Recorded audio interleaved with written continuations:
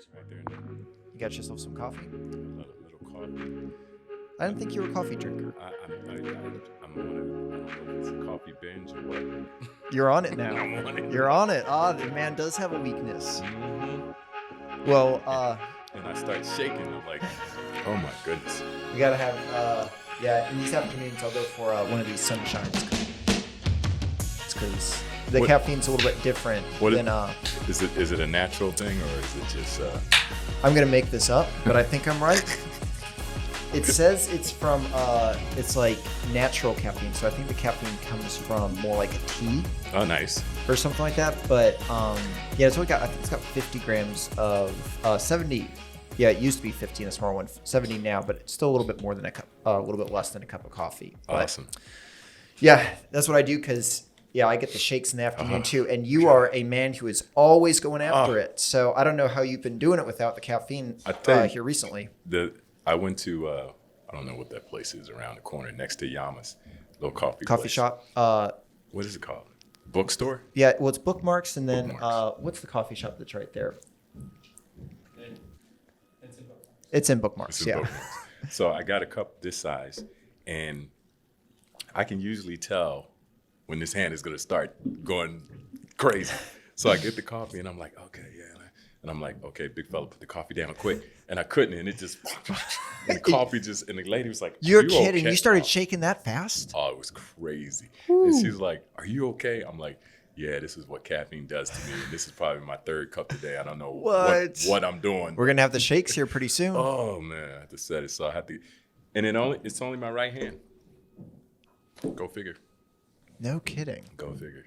It's Well, you're crazy. kind of because that was like one of the first times we talked. We were talking about, I mean, you and me, pretty skinny guys. Mm-hmm. You know, we were talking about all that metabolic makeup Oh, yeah. and trying to put on weight and everything Yeah. like that. You think that has something to do with it? 100%. Yeah. When It just hits your bloodstream fast. it does, and I know that about caffeine. So I'm like, okay, and it's probably a year and a half since I started with coffee again. So when I started drinking, I was like, okay, this coffee is gonna really feel great. And it does. It feels great. But then I'm like spazzing out. Can't sleep at night. And my wife's like, what are you doing? I'm like, yeah. Because I haven't told her I had a cup of coffee yet. Because that's not going to be good. Oh. That's not going to be good. Okay, You've had well- coffee on the slide? You've been cheating on me with coffee? I'm like, yeah. Well, babe, we I'm won't tell her sorry. that you've been on this. We'll edit that whole part out there, right there. Yes. We Ye- edit that out. But yeah, sorry, we got they've had construction upstairs the past couple days, and they are like absolutely banging away here at the moment. So What are they getting ready for? I guess some people move in, I guess. yeah, this building was empty for years and years, and now it's just Starting to no pop. space. Yeah, no space for anybody to do anything. But man, Harvest. We started this podcast so I could sit across from you and actually talk to you like this. You're the reason why local features became a thing. So I was like, you know what? This is awesome. I man. want to be able to talk to and record Harvest. And so we did all this work just to have you on here. And after this, we're shutting down. I am humble. This is the end. I No. am humble. One episode. That's all we're doing. We're starting and then we're shutting it down. This is episode 4, 5, 4. David's in there somewhere. Episode 4. Awesome. We're trying to mute David this time, not because we don't want to hear what he has to say, but because for some reason one of these ports picks up 90.5 rate FM. So we're in here. 91.9. 91.9. So we're in here That's and you'll be awesome. talking and suddenly you hear like the Red Hot Chili Peppers, That's like awesome. Californication. You're like, what is going on here? So I've been gifted with that channel. So Awesome. Oh, you still hear it in your headphones. thankfully not right now, but it comes and goes. Thank goodness. Yeah. That's I'll be in and scary. out. What was it? And then Kylan, have you been to Say So coffee shop? I have. Oh yeah, Yeah, that's where we met. That's where we Yeah, met. of course. I take everybody there. So I love that place. the owner. It's your fault. It's your fault. Yeah, exactly. Oh, yeah. That's one cup, and then that all happened. Yeah, because that was your first time trying oat milk, Oh, yeah. right?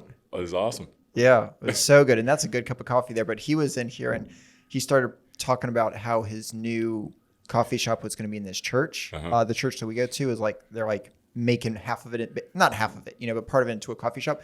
And all of a sudden, we've got like Kirk Franklin coming through.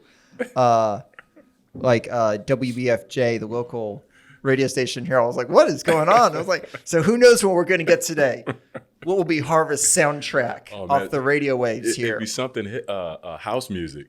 Oh, Carl Cox or somebody coming through, Steve Aoki blowing up the spot. oh my gosh. Then I'd be like, Then your right hand really would start shaking. Oh, that's not the coffee. That's Stevie. that's Stevie there pumping it. I like it. Yeah, I like man, it. that's my stuff. Is that what your is that your focus music? That's Is that my your fun focus, music? That's my workout, fun, the whole nine, all of that. That and jazz, but I can't. It's tough to work out in jazz. It is. It's just Yeah. like, Sometimes you like going really fast, and other times you're really they slow. slow it and- down. But Yeah. house music, love it. Is that like a West Coast thing? Because I know you spent a fair amount of time on the West You know, Coast. West Coast, European, that's where I got turned on to it. That's- In Europe, it was like, I was like, what is that strange sound reverbing through my ears? They're like, this is house music. And I was like, For those of you who couldn't see, Harvest just raised the roof up in here. I love house music. I mean, love it. My wife hates it. Hates it. Like I play that. She said, it makes me nervous. The music makes me, I said, well, it's not techno. It's not like a pop bang or anything. I said, it's house music. You gotta love house music. Sometimes you get it and there's no lyrics. It's just Right. the music. Now I give it to her. It's got that boom, boom, boom, constant from one song to the next. You Yeah. can really keep the same beat, but something about house music that I love. But that can help sometimes. I love it. Like, because when you walk in that groove, if you're on it, then you can just like keep going. Yep. Yep. And Keep going. for me, it's the best driving music. If I put house music on, I can drive for hours. Just as long as the music is still flowing, and every now and then, they'll come in and they'll say house music, and I'm like, how come you can't love that? Come on, really? This is going to sound incredibly pretentious of me, but the best thing that I drive to, like when I got to drive a long distance, is either audiobooks or classical music. Classical's great. Because anything that's got like a doom, doom, Yeah. anything that's got that rhythm, I can just feel my eyes like closing. It's just like, I need something. And there's nothing, I don't think there's anything that's less repetitive than classical music. Right. I mean, Yeah. maybe to the untrained ear, it all sounds the same. I But love, to, I love classical. it's just got to be, I think it's something that lets my imagination wander a little bit. Yeah. Because you and me, we're both video people, Yeah. we're movie people. Yeah. For those that don't know. And I know that was one of our first conversations as well. You were just Absolutely. like, you're talking about like walking through Reynolda Park and Oh, you're yeah. like making a movie out there. Like you're like writing like a great place. like a horror movie script in your brain, So anything that my imagination is the best thing that can keep me awake. Right. That's a bad thing and a good thing. You're trying to go to sleep. It's a bad thing. You Right, imagine right. all this other stuff. But yeah. classical music, I can't. A little bit of rap, a little bit of hip hop, and a little bit of pop or something like that to keep me Yeah. going. But Yeah. anything that's got that beat, to sleep Yeah. immediately for me. Classical though, I when I'm building like presentations or something, I listen to classical because it's more. You don't really have to focus on it, but it does something I think to the brain on the creative side. So I'll listen to classical if I'm building a presentation or something like that because it, whether it's Bach and I was in the classical band for another part of my life. And it was a brass ensemble, so we had to do a lot in the classical space with Brahms and all that type of stuff. Which I can't say it was like my favorite stuff to do, to play it. But yeah, sometimes I'll listen if I'm building a presentation or if I'm studying something that could be boring otherwise. Yeah. Just read through it. But I have to try to drive to it. I never drove to classical. What'd That you may be play? something. I played the trombone. The trombone. Okay, well, was Yeah. this high school? This was high school. From 5th grade through my senior year in high school. Hey yo, Yeah. did you do marching band too, or I just? did marching band, Yeah, me brass too. ensemble, jazz band. Okay, Yeah, I was a North Carolina all-state trombone player. come on, Go figure. I like that. Yeah. All-state, got the sticker on the side of my case, Come the whole on. nine, and yeah. You still have that trombone? No. No, I think You left I that- think my mama melted that thing down because I used to be blowing around the house all the time. She's like, "Hey, shut that racket up." I said, "This is music I'm making. I'm making music back Come here." on, state chair. You said. Yeah. What chair? They had it. What I can't even remember. They had. I wasn't first chair, so I was enough to get the badge Okay. and call myself all-state trombone player. Come on. So Yeah. it was fun, and it was kind of comical because I was playing basketball, and my high school coach used to say, you got to make a decision. It's either going to be basketball or the band. And I said, well, I can't really make that choice, coach. So some of the band All parents, coaches are saying that to oh, it's people crazy. everywhere. It's crazy. Some of the band parents would do stuff like, if I had like a brass ensemble contest, they would drive me up. And if I had a game that night, they would drive me back to the game. It was awesome. It was awesome because I felt special. You're doing everything. And this was, how tall were you in high school? I was 6. When I got to high school, I was probably 6'4". Ooh. And by my junior year, I was 6'7". Wow. Yeah, so And that's where you stayed? Are you 6'7" now? I'm 6'7" now, but I grew to 6'8". And somewhere along the line, I shrunk back down to 6'7". So You lost that inch. I don't know right? how that works. I'm like, am I leaning over or what? No, the caffeine took that inch from you. Yeah, it did. They put it in your right hand, making you shake. Absolutely, man. 6'7", man. I feel like you're taller than 6'7". Yeah, it says sometimes I have my lifts on, or I get that extra inch in sneakers. It Just to depends on intimidate people. Exactly. Yeah. I have house shoes at home. Probably a little more than I want to share, but I got house shoes at home that are probably 1.5 inches. So I wear them and stand over my wife. She's like, "Oh, how do you get taller?" I'm like, "It's my house shoes." There you go. Is your wife tall too? She's 5'8". Okay. Yeah, so she's above average. Yeah. Yeah. Gotcha. Yeah, I know the. I mean, so you continued both music and basketball all through high school. All through high school. Loved them both. Yep. Music stopped at high school though. Music But stopped basketball at high kept school. going. Basketball kept going into college. Went to North Carolina, Charlotte. Did my undergrad there and 4 years there, and then I left there and went to Europe. So Right. After college, I went to England. Was like my first entree into playing international basketball, which I always tell everybody it was probably the best transition place to go as a kid from North Carolina going to a foreign country.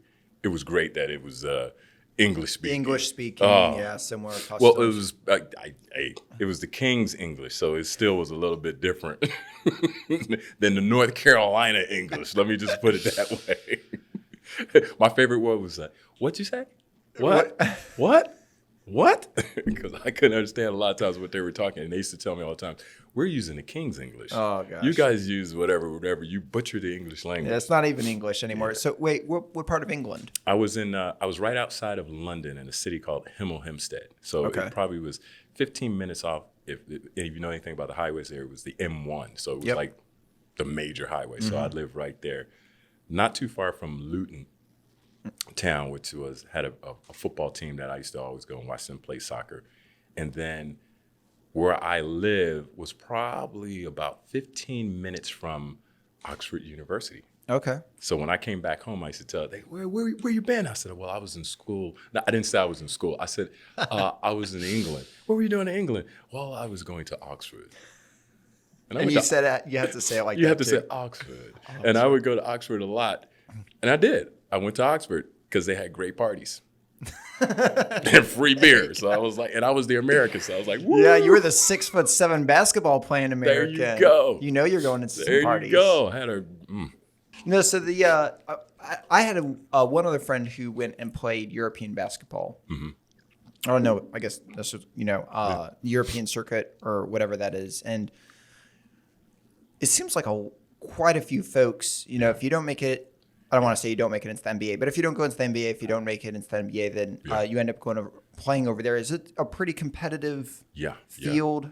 I'll tell you what, it's grown so much. I think when I first went over in the 80s, it probably was less than 6,000, foreigners playing.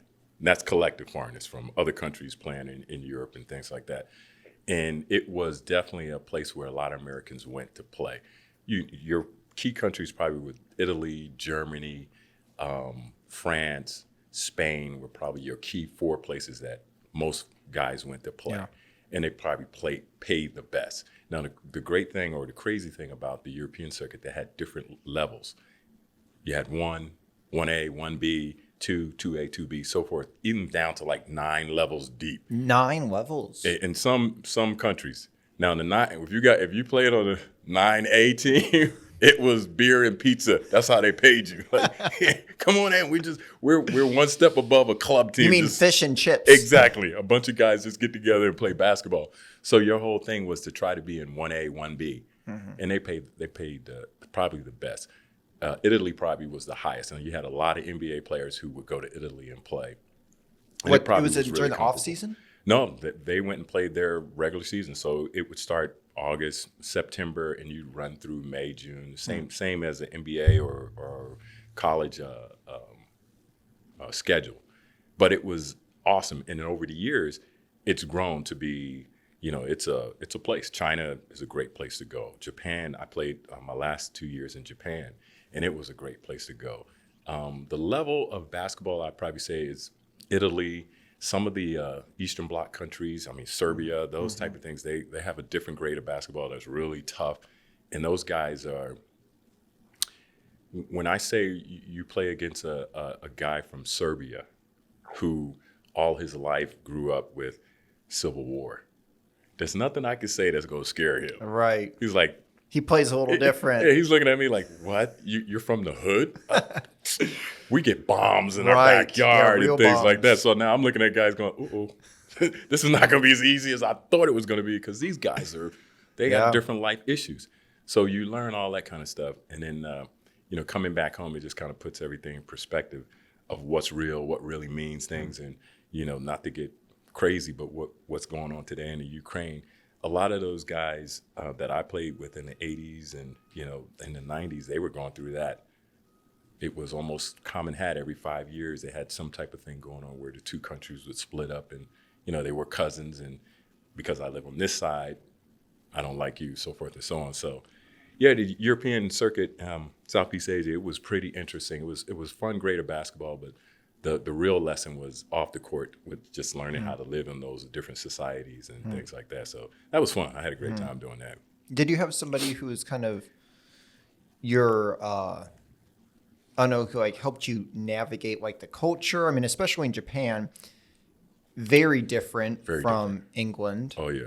Yeah. And not a lot of black folks over there. Not a lot at all. It probably was 5, and then it was All on me your and- team? Me and my wife were 2 of those 5. And you had a baby over there, so you made the third. That we were the third, so we popped the population as far as people of color goes. No, that's a great question. When I went to Japan, it was in 88, 89, and the Japanese culture was popping as far as financing go. They were really like the leaders at that particular time. The country was doing really well. And we had a guy when we first got there, he was with us every day for 2 weeks. Just took us everywhere. Japanese showed us, guy. Japanese guy. He was like our translator. I'm gonna show you around. We're gonna do this. We're gonna do that. To the point where he was the first person we saw in the morning. We opened the door. There he was. He was the last person at night. And finally, I told my wife, I said, we got to tell this guy just stay home. So I told him, said, listen, man, tomorrow you don't have to come by. We're gonna have to figure this out, right? Because this was probably my 4th or 5th country. So I was like, Right. I'll figure it out. We'll figure it out. It's going to be tough, but we'll figure it out. I said, don't come by tomorrow. Don't show up tomorrow. He's like, oh, you don't understand. I have to. I said, listen, if you come by tomorrow, I'm not going to let you in. And then I said, the key. I said, if you come by tomorrow, it will insult me. Oh boy. And he was like, oh, I don't want to insult you. So like, the Japanese culture is all about honor and Right, respect and things. right. So he was like, oh, Yeah. okay, I'm not going to come by. So 2 days later, he finally showed up. I said, now, didn't that feel nice? You were with your family Oh, for he 2 was. days. I bet he wasn't taking a break. Yeah, he was sweating bullets. He was like, Yeah, exactly. oh, okay. I should be we're- working. Exactly. I should be working. But after that year, we went back the second year. And when we got to the airport, in Narita Airport, no one was there. I was like, what? Nobody here to take us around. They're like, hey, man, you've been here for a year. You speak the language a little bit. Figure your way on out to the house. There you So go. we got back and everything was good. My wife's like, yeah, I guess when it's over, it's over. I said, Wow. see you up. Did it ever start feeling like home?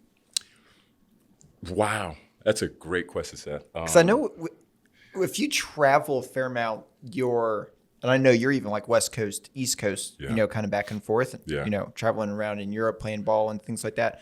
Your perception of home, it changes. Absolutely. Absolutely. Becomes a little more fluid. Yeah, absolutely. That's a great question, though. Wow. It never felt like home, because home has so many things, smells, people your bed you sleep in. That kind of makes home. But it never felt foreign, if that makes sense. Yep. It never felt like, oh God, I hate this place, or I'm in a foreign country. It felt different. And parts of Japan, I lived in Center City, Tokyo, and parts of it I just gravitated to and loved. Like, I love the food. I love the people. And it was some things about it that it was super safe.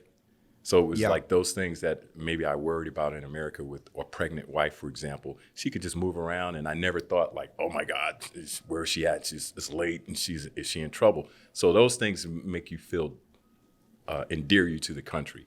And then there were some things you're like, this would never happen in America, and I wouldn't let it happen. But I'm in Tokyo, so just let it go. Sure. It was Yeah, okay. all kind of You crazy getting stuff. photos of you all the time? All the All time. the time. People would come up to me and behind me be taking pictures, and I wouldn't know it. And I turn around, and then they would like kind of run away. I'm like, what the hell? What is going on here?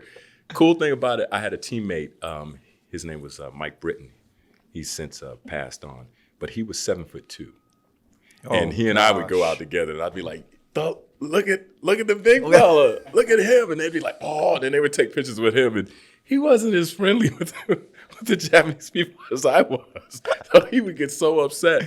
And I said, dude, look at the people though. They've never seen a 7'2" white guy like Right. you. You just don't walk around. I said, they see me and they go, oh, Carl Lewis, because I had a different hairstyle at the time. So they would just throw me in that bucket with Carl. So I was like, okay, yeah, I'm not Carl Lewis, but whatever. I said, but 7'2" white guy. I said, no, they don't see you walking around a lot. So just kind of enjoy it. He's like, no, I'm not going to embrace this. Isn't it wild? When I was in Kenya for 12 days, Right. a couple years ago.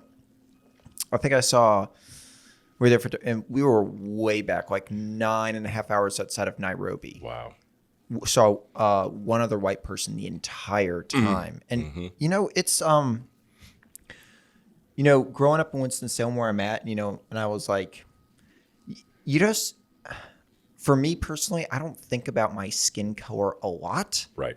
And there was almost a weird point when I was we were there, and my friend Michael, who's with me, he's black, and we were talking about this, and I was just, and because he was asking, because his experience in North Carolina, especially where he is, because he's a businessman and Right. does a lot of work, he's usually feels like is very self-conscious and feels, Right. the one man out, and primarily Right. white, Winston-Salem here in the business sector. Right.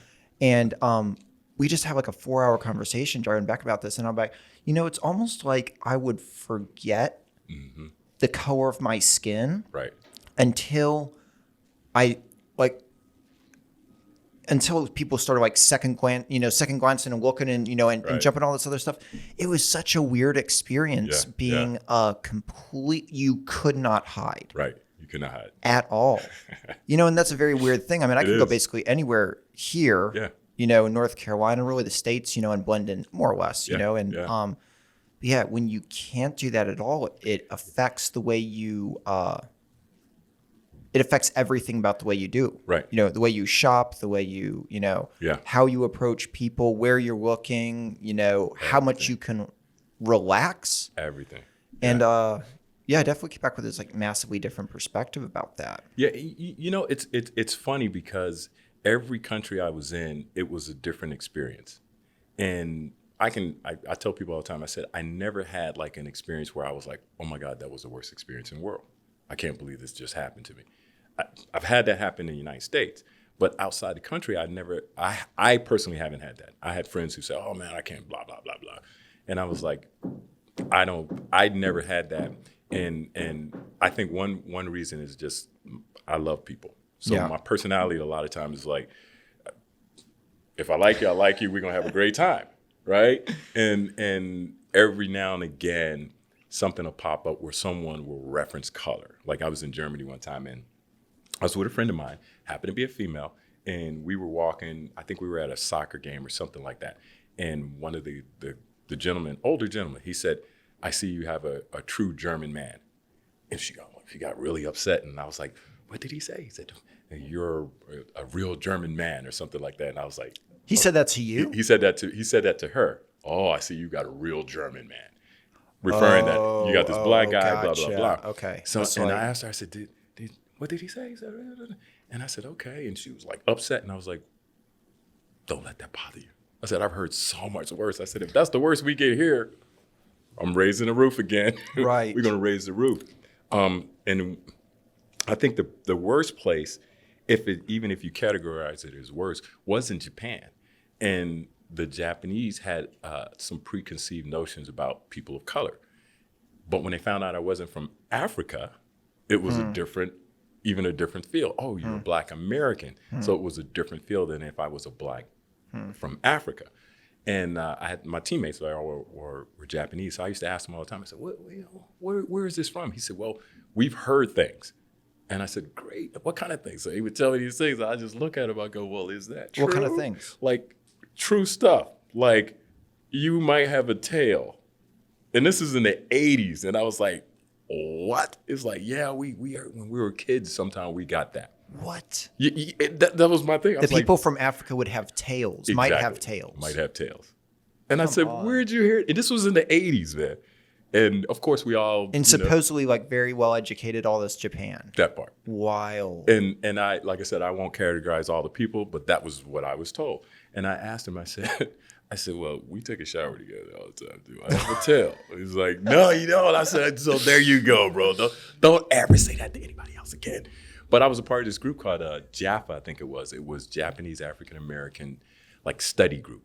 And we got together like once every 2 weeks. Wait, Japanese African American study group? It was an African American something group. Okay. And we got together every 2 weeks and we talked about issues. We talked about relations. And because a lot of times back then, the Japanese would make billboards or they would make signs on the back of their shirt, and it would be sometimes some of the most outrageous stuff you would see. You'd be like, why do they have this Like super racial stuff? super racial? You'd be like, why do they have this black guy eating watermelon? God Oh my out his truth, and I see it, and I'm like, And so we talk about stuff like that, and it came. What was from, the reasoning for that? That's what I'm saying. It came from a place of not hatred that I found out. It was just we thought this was cool art because that's what we saw from America. And it was like, oh, so you're getting your cues from America. And I'm like, gotcha, because I worked for GE when I was with NBC. GE owned NBC.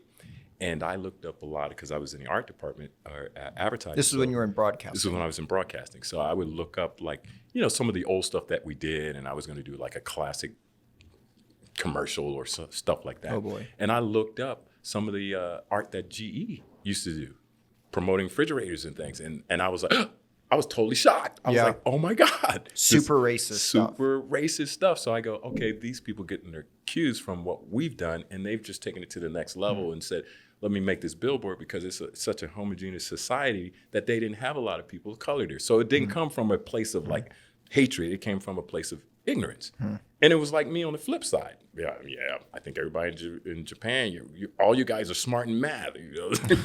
Right. Not so much. When I Right. got there, I understood that no. Right. So that whole travel experience helped me to realize that there are probably three things that people want. I don't care what society, what country you're in. Safe place to live, food, be able to work, have a great job, and take care of their children. I don't know anybody who said, yeah, I want a terrible place to live. I don't want a great job. And man, make my kids' life living hell. Right. So once I kind of related and saw that, I was like, everywhere you go, there's some preconceived notions. There's some built-in prejudice that we all have. And until we get together and really meet and start talking, that we dispel some of those. And that's what I saw in Japan after my 2 years there. And my wife and I had a tutor. We kind of learned the language a little bit. It just opened up so much to different things, And you start speaking someone's language, and man. it's an access to the whole culture. the whole culture. The way languages dictate even how people think. When I was in the Netherlands, there was have you been to the Netherlands at all? I have. Okay, you have. Yeah. More fun times over there. A lot of fun Okay, times. we'll keep moving on this bit. So when we were in the Netherlands, I love the Dutch people, but they I at one point I was working in this hostel for a couple months, and the Dutch have the stereotype is, when it's not even a stereotype, like the way their culture is, they're very blunt, very to the point. Yep. Don't care about your feelings as much that it's going to kind of say it the way it is. That it's not necessarily mean. It's just like how they're it cutting is. to the chase. Yeah. And there's this lady, and I brought her. I was working at this hostel, and I brought her this manual, and I said, like, "Ah, this manual is so confusing." And she said, "Seth, it's a book. It cannot be confusing. It is confusing to you." And I was like, "Oh!" And I found out, and the way that their language dictates the way that they think is in the Dutch language, you cannot blame inanimate objects Right. for anything. You can't say this test is so hard. Right. It has to be the hardest test. The test is hard to meet. Right. This is not so difficult. It's so difficult to meet. You can't blame inanimate objects. Right. And that dictates really the entire way that they look, their outlook on life. Everything. You know? Yeah. So like languages are just such an inroads to Yeah. understanding. So how much Japanese did you learn? We had a tutor probably for 2 years every other day. So it was enough to get around, my wife, she reads better than I do. I was more of a speaker. So I could get around fairly well, communicate with my teammates. You just want him to pull that closer? Yeah. Is that, Yeah, you can pull it in. That's fine. Yeah, Just that's good? Yeah. so, and like I said, the second year we got around great. We could speak, carry on a basic conversation. No kidding. And people were like, "Whoa!" But it would be funny for the first 10 seconds because they'd be like, I said, "I'm speaking Japanese," but it's like it's not supposed to be coming out of you. And there was a friend of mine who played Right. it. He played in one of the teams, but he'd been in Japan, I guess, 10 years because he was married, had kids. And when we would play him, he would struggle with English. I'm like, "Dude, you from Kentucky?" He's like, "Yeah, but I've been in Japan for 10 years, man. I speak Japanese every day. I don't speak kidding. that much Wow. English." He said, "So I'm trying to," and I could see him working, trying to get stuff out. He said, "Man, can I just call you and we just start talking? Because I got to get it back, Because Wow. one day I'm going to go back home." And I'm like, "Yeah, man, because you're struggling right now. Going back to bro. Kentucky, You're going back to only speaking Kentucky? Japanese. Oh. But once we learned the language, it like I said, it opened up so much. We can go shopping. We could, figure out what things cost. And people they wanted to speak English, which was great. Yep. So, and I taught, the company I worked for was called Kumagai Ogumi. Wait, this is for basketball? This was for basketball. So Okay. I they said, "Hey, you can play every day and practice, or you can work for the company too." I said, "Well, yeah, let me do 3 days a week, from 8 to noon." And they said, "Oh, okay, well, we have an international section. You can come and work." Because in my mind, I'm thinking, "Oh, this would be great on my resume. I work for a Japanese company at that time." And so they had me reading like English briefs and different things like that. And then they said, "Well, hey, would you mind teaching a English conversational class to like some of our freshmen?" They call the people who first come to the company. I said, "Absolutely, that'd be awesome." So that's what I would do, man. I'd go and then they had all the little freshmen there. And I'd be like, "Okay, today we're going to practice that we're at a restaurant." And it was hilarious. It was hilarious, but I had a great time doing that. How many years did you were there for both 2 years you were Yep. working at that same company? Yep. Okay, playing Yep. basketball and then it's like, Exactly. so when you say like for the company, this was like for the team. for the team, yeah. Okay. And because Kumagai, the way they have it in Japan, each corporation had a professional team, whether it was basketball, baseball, Right. women's basketball, that type of stuff. And the way it worked, because of the culture, if your team won, it got a special place of honor among all the other teams. So Kumagai Agumi at the time was the top international construction company. They built like a lot of the resorts in Hawaii and around the world. And they built the subways in LA because they had this special drilling machine that could do all this stuff. So Kumagai was like, boom, this big company. Our basketball team was okay, but they were So is like, this like Sony exactly. having a basketball team? Exactly. Gotcha. And the way it worked, it was this whole respect, honor thing. And if your team did well for that next year, you were like super honored and all this type of stuff, which was something new to me because I was like, if we get them down by 30, we need to get them down by 50. And they were like, we don't really want to disrespect them. We don't want them to feel bad. And I was like, what? Yes, we Really? do. My first year, I was like, hey, let's crush them. We got them down. Let's crush them. Yeah. They were like, teach them that way. not so much. I'm like, So we want to win. So what? They're competitive in different ways, but it's competitive, but with honor. Exactly. Yeah, no honor over here. Crush them. Crush them. Crush Down by 'em. 50, get them down by 60. That's okay. So, but it was different. Did you ever see any of those when you were in either the European or the Japanese? Did you ever see any of those guys in the Olympics representing their teams? I tell you what, I played against Olympians who were American women. Who played, yes, who played for. What league was this? Yeah, it was the same league over there, who played for Japanese women's team. And what they would do, they would get the best of the best. So they would get Olympic players to play for their teams. And in Tokyo, the coach would call our team and say, can you send your American players over to practice against our Olympians? Wow. And I was like, yo, yeah, let's do this. And because they would pay. I was like, hey, man, I told my teammate, who both were 7 foot. I had a 7 foot John Donovan. He was 7'1" my first year, and then Mike Britton my second year, who was 7'2". I was like, dude, let's go over. They'll pay us $300 to $500 just to practice with the girls. And I told him, I said, but let me just tell you, these women can play. I'm like, no. Katrina McLean was an Olympian, gold medal Olympian. I said, she can play. She's 6'5". She can ball. Trust me, you're gonna work. No. Got over there. He's like, she can play. I'm like, yeah, just keep thinking it's $500. $500. That money. Yeah, it's amazing. It's amazing. Watched a lot of baseball. Got into sumo. That's huge in Japan, right? Oh yeah. Baseball is like, oh, they love baseball. And a lot of Americans come over and do really, really well with great money, and they really love baseball. Number one sport, of course, is sumo. So we watched a lot of sumo when I was there. Saw a lot of sumo wrestlers and things. And again, it's a different culture. It's just different culture in Japan as far as sports go, honor and things like that. So, once you get used to that, you can really flourish because you go, okay, it's different. I can't say it's good or bad. It's just different. So What was your path from college to playing over there? Was that? yeah, that's a great question. I mean, do they send scouts over, or you just kind of got connected? Yeah, they have scouts. You can get connected. Like my first year when I left North Carolina, Charlotte, I remember like it was yesterday. I was driving. My coach who coached me was Hal Whistle. He got fired the last year I was there. Jeff Mullins came in as the new head coach, and Jeff Mullins played at Duke. Was an NBA player, just a great all around guy. And the day I left, I was still in Charlotte. I took a job. I was going to be a stockbroker. Go figure. But This was in college. You're like, I'm going to be a stockbroker. I was going on my way to sign some paperwork to go to New York and study for my Series 7 and all this type of stuff.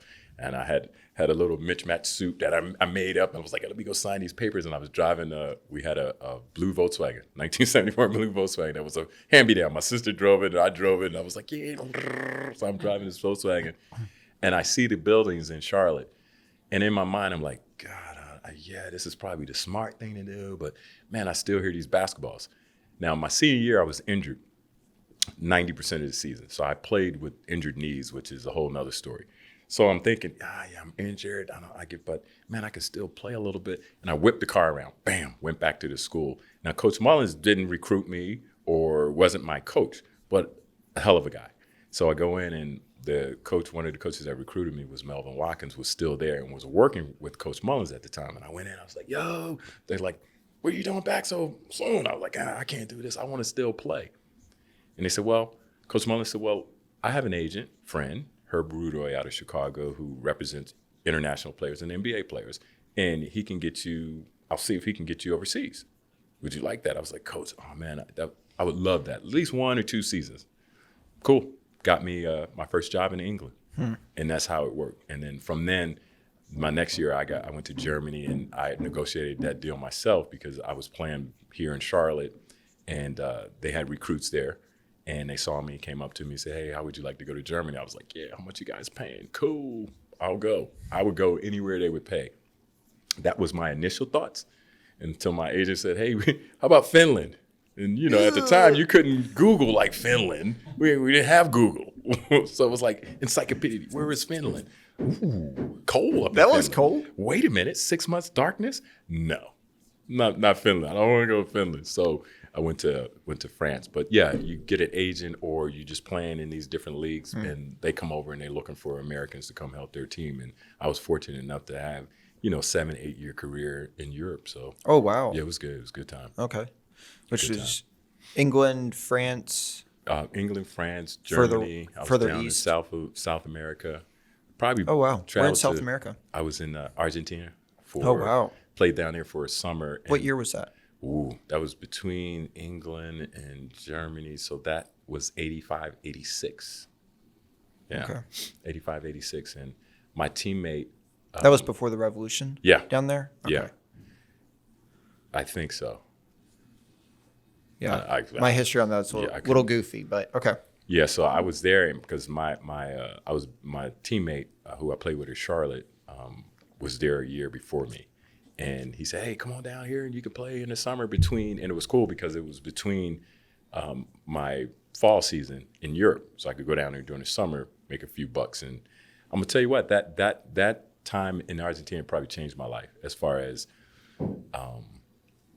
material stuff and seeing who has what and who doesn't have anything. And who does because- not have anything down there? Oh my goodness. Which is most people. It was just, and I played in a place called Cinco Saltos, which was probably 200 miles north of the South Pole. Now, I left Miami in in June. I got dolphin shorts on and a tank top. And I'm thinking, I go to South America. Right. This gonna be the bomb. So I'm on the plane. I go to Miami. I'm like, oh man, South Beach. This is gonna be fun. I'm going to stop in Brazil first. I was like, oh, Brazil. I got 8 hours in Brazil. Like, this is gonna be awesome. Get back on the plane, heading to Cinco Saltos, to Argentina. And people get on, and they getting on with big, thick coats. They getting on with hats. I'm like, oh, he must be going to Russia. He's gonna stop here and then head to Russia. And I'm watching the flight attendants. They got like wool suits on. I'm like, Oh, boy. excuse me, I'm going to Argentina. I'm on the right plane. Oh, no, you're on the right. Let me see your ticket. No, you're going to the right place. I got tank top on, dolphin shorts, and the flip-flops. And I'm like, what the hell? I got no winter coat in my bags. I got none of that type of stuff because I'm going to South America. Right. I land in Argentina, and I'm like, yo, what happened? The weather Where is the beach is freezing. at? Where we going? I get to my teammate. Finally, he comes pick me up. He's got a big coat on.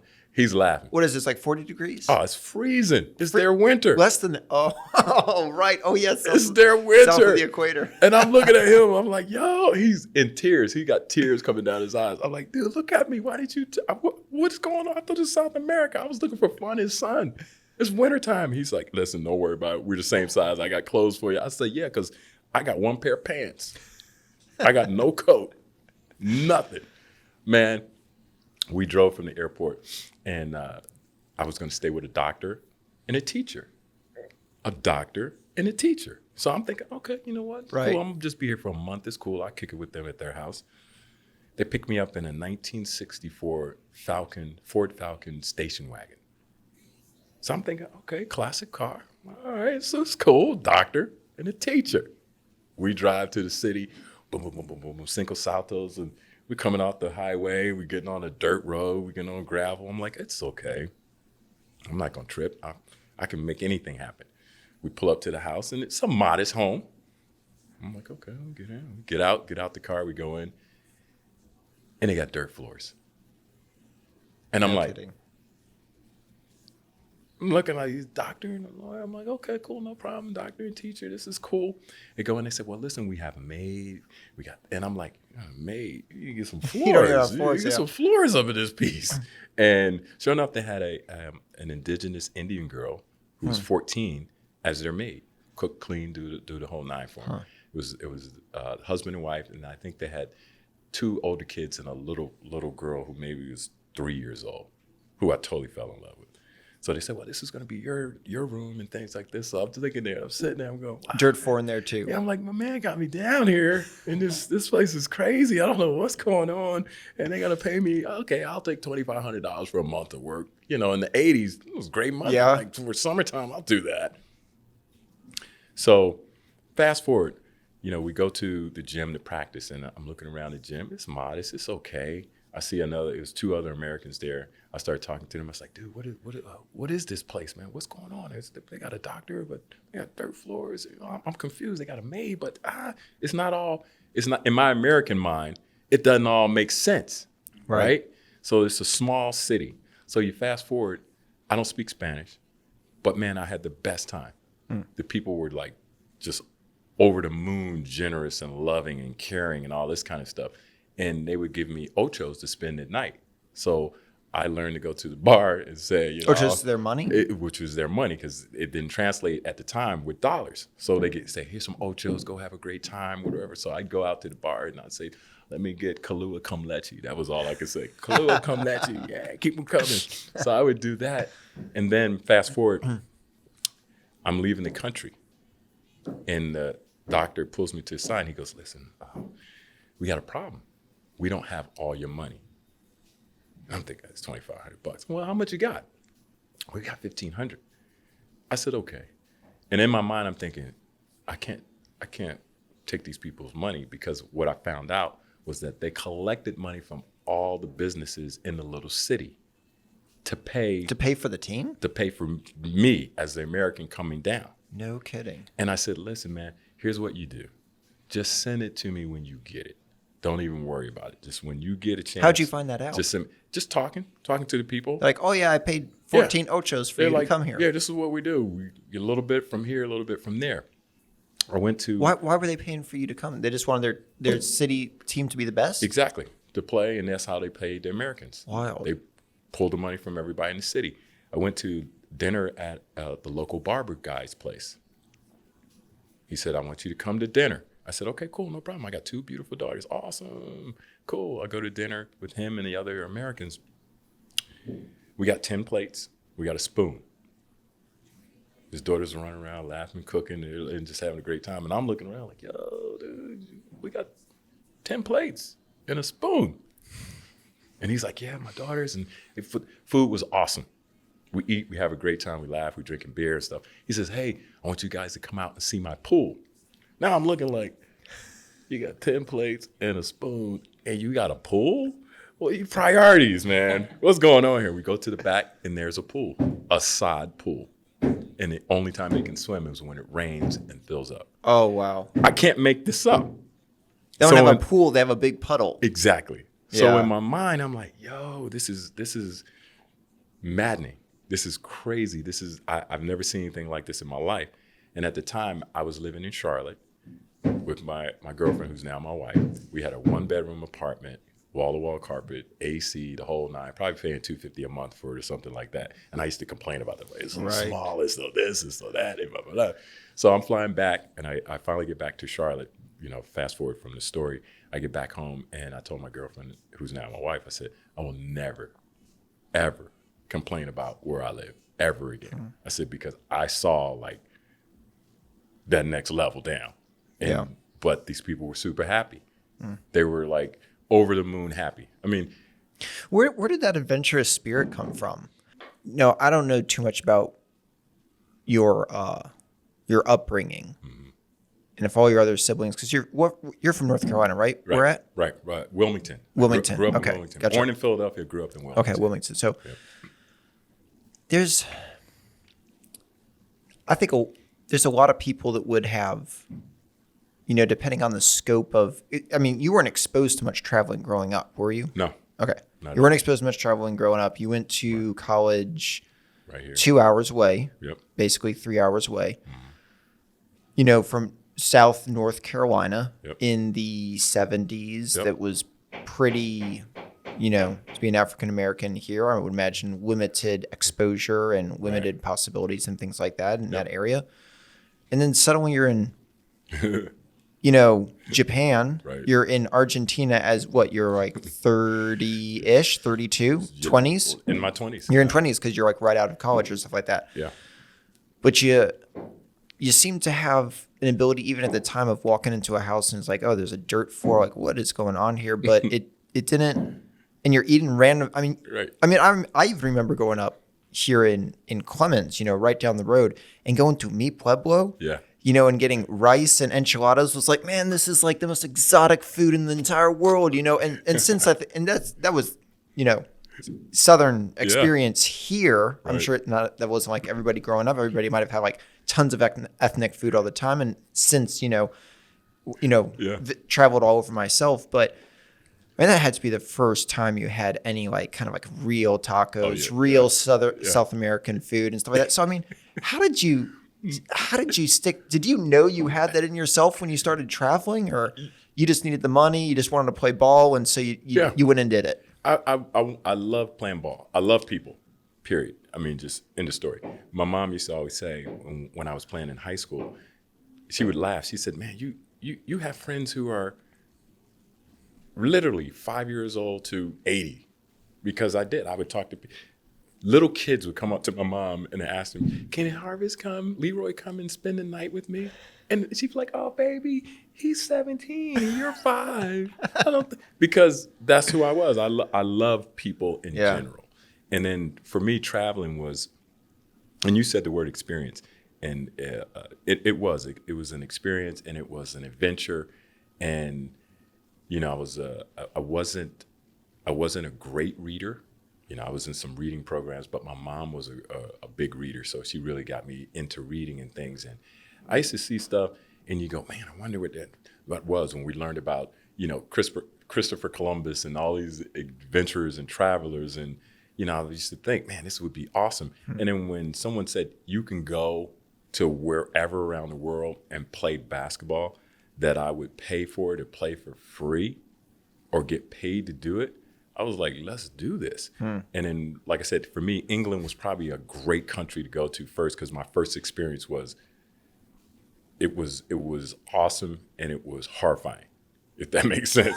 At the What was same horrifying time, about it? What was horrifying was I was a kid, 21, and playing any professional sports, you got grown men who've got grown men responsibilities. They got wives, children, family, this or that, and no one's got a manual saying, here's how you handle whatever comes at you as a professional athlete, even at that level.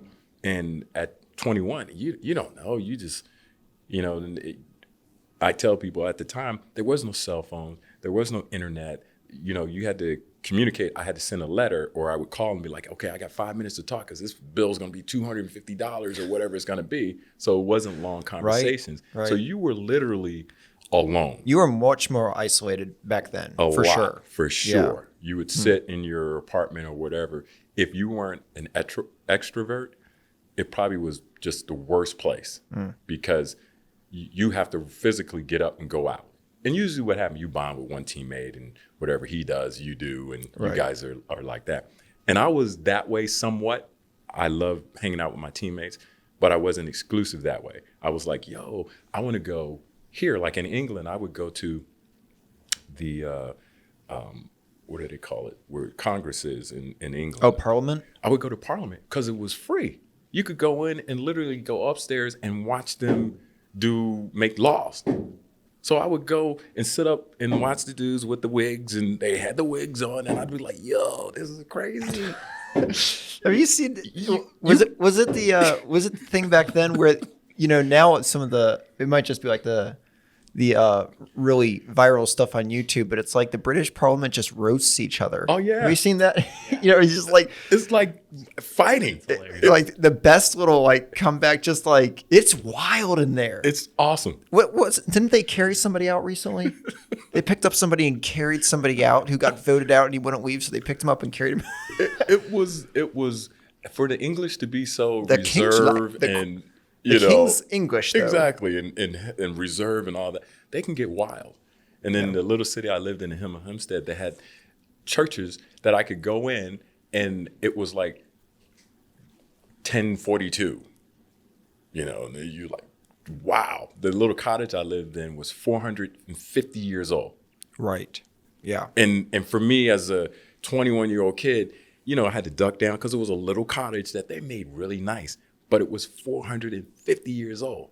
And I was like, that's twice the age of America. Right. And you're in there and you're just like, wow, this is so crazy. And there was a pub on this corner, a pub on that corner. Yep. So I would go to the pub, have some beers and whatever, and just listen to the people talk. And they would, when they found out I was an American, oh, it was on. Yeah. And then, like I said, I love people and talking and drinking and partying and having all that stuff. So it was like, yo, this is just great. So going to England, that kind of got you hooked on traveling, and you're like, I was can do the this. best. It was the best. It was the best. It was the best. I would do it all over again, and probably would change only one or two things every now and again. But other than that, it was the best. And then I would come home, and the perspective it gave me coming back to North Carolina totally flipped. And then I saw things in a different lens, and it was like, wow, I used to think this, but now I think a different way.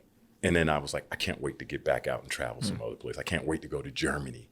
And then when I got to Germany, I had a car, so I could go anywhere. I could go to Switzerland, I could drive here, and that's what I did. Every week we didn't have a game, I would get the map out and just close my eyes and go, that's where I'm going. Beautiful. And I get in the car and just drive. And my teammates would be like, yo, where'd you go this week? And I was like, oh man, I was in Amsterdam, or I was in this place because I had a teammate that played over here, or I just drove down. Well, who do you know there? I know nobody. I said, that's what's so cool about it. And I've had situations where I've gone to Luxembourg. I love Luxembourg. Didn't know a person. Stopped, asked somebody. Beautiful. I said, yo, where's the club? And they'd be like, yo, the club is over here. And I'd drive to the club, right?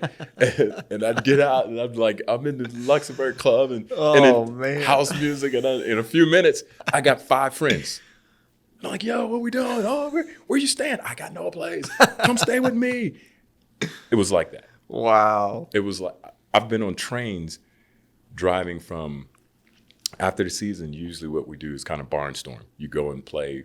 As Americans, you could play in all these different countries, and you could pick up a few bucks, or if you didn't like your team, you go audition for another team. So I was in France, and I was going to go to Paris and try out with a couple teams and all this type of stuff. So I met a guy on the train. He was doing the same thing. He was a French guy, and we started talking, and he said, well, where are you going? We were going to Bordeaux to try out for a team together. And then after that, I said, well, I'm going to Paris, and he was going some other place. He said, well, where are you staying in Paris? I said, I'm going to stay at a Hotel Ibis, which is like a Holiday Inn. He said, well, I'll tell you what, why don't you stay in my place in Paris? And I was like, dude, we got a 2-hour train ride, and I'm going to stay at your crib. He's like, yeah, just take my keys. I live in the Cesium ward, whatever. And when you get there, and just have at it, whatever you want, food and things like that. If you want to put some money down, you could, and whatever. So he gave me his keys, gave me his address. I go to his house. I stay in his house. Well, actually, when I open the door, somebody's there. Oh boy. I go in and say, hey, bonjour, mon ami. I got the key from so-and-so and so. I didn't steal his keys. I did not kill him. Right. Hey, he's going to come back. He's like, oh, no. It's okay. It's no problem. Let me get my girlfriend. So playing some music. That was like, let me get my gong. Let me get my girlfriend, and he bounced. So I stayed there, Wow. in 3-4 days. I go try out for the team, and I'm staying in this guy's place. You know, I clean up, I put some food, replace it wherever I live, drop the keys in the mailbox. If he came in here today and kicked me in the head, I would not know who he was. Unreal. But that was a 2-hour ride on the train. Would that ever happen in America? No way. No, and Not even with your family. Like, it might even. It might we're not not even. going to be there. You can't stay there, but we're not there. It might not even happen if you were traveling with someone else. Correct. Traveling by yourself opens you up in a really great way. Desperation Yeah, is probably what that desperation. is. Like, I just got to talk to somebody. Somebody help me. So, and every situation, it's been like that where I've never been caught out like, oh man, I'm out there. And it's been, hey, where are you staying? Hey, come stay with us. Or, hey, this or that. Or it's just been, it's been awesome. And it's just, that's why I said it, you kind of feel when people just want to live and experience and have life and have fun. And like I said, it's never been any real tough times where I felt like my life is in jeopardy, or, you know, I better get out of this situation, that I can remember. Yeah. Like I said, back then I used to Might drink not a lot. have known So that. I probably was in some sketchy situation, just was oblivious to it. And you don't drink anymore? No, 20, almost 30 years. Wow. Yeah. Is that 30 years sober or just 30 years? 30 years just sober. like, wow. Yeah. Okay. That was a very conscious choice. Yeah, absolutely. Wow. Absolutely. Because you can imagine, I was just As much as I like people, I like drinking. So The people part stays. Yeah, the people part, but the combination of all that just made it like, Huh. yeah, amazing. So that stuff I hadn't thought about in a long time.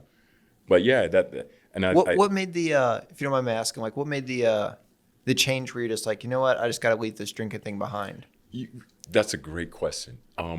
When I came back to America, I got into footwear, which was great. I mean, I sold Asics Tiger Corporation. I handled all their basketball marketing. So it was a perfect job for an ex-professional basketball player to handle the basketball marketing. Because the Tigers were the shoes, then. Exactly. Basketball shoes, Exactly. right? Everything shoes. Everything shoes. Yeah. So I did that. Are they still in business? Yeah. They are. They're Okay. still in business. And what I did, I handled all the basketball marketing for professionals, college, and high school. So it was perfect. So I still was involved with the NBA players and getting them shoe deals. Like Isaiah Thomas was one of our players. Kurt Rambis, a lot of the old school guys were some of our clients that I dealt with on the daily, and a lot of the universities from UConn women's team at the time when they were coming up. So it was fun. It was a perfect job for someone who was a basketball player who had really never worked in corporate America. And so that was a great transition job for me. And as any corporation or jobs go, they have sales meetings, they have all this type of stuff, and it was free food and free drink. And I was like, yo, this is awesome job.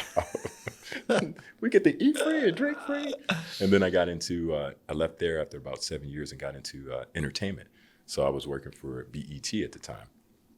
And then Where was this? This was in Los Angeles. So Okay. now I'm back in the States. It was Tiger, LA as well? It was in right outside of LA in a city called Fountain Valley. Okay. So it was still in the LA Gotcha. metro area.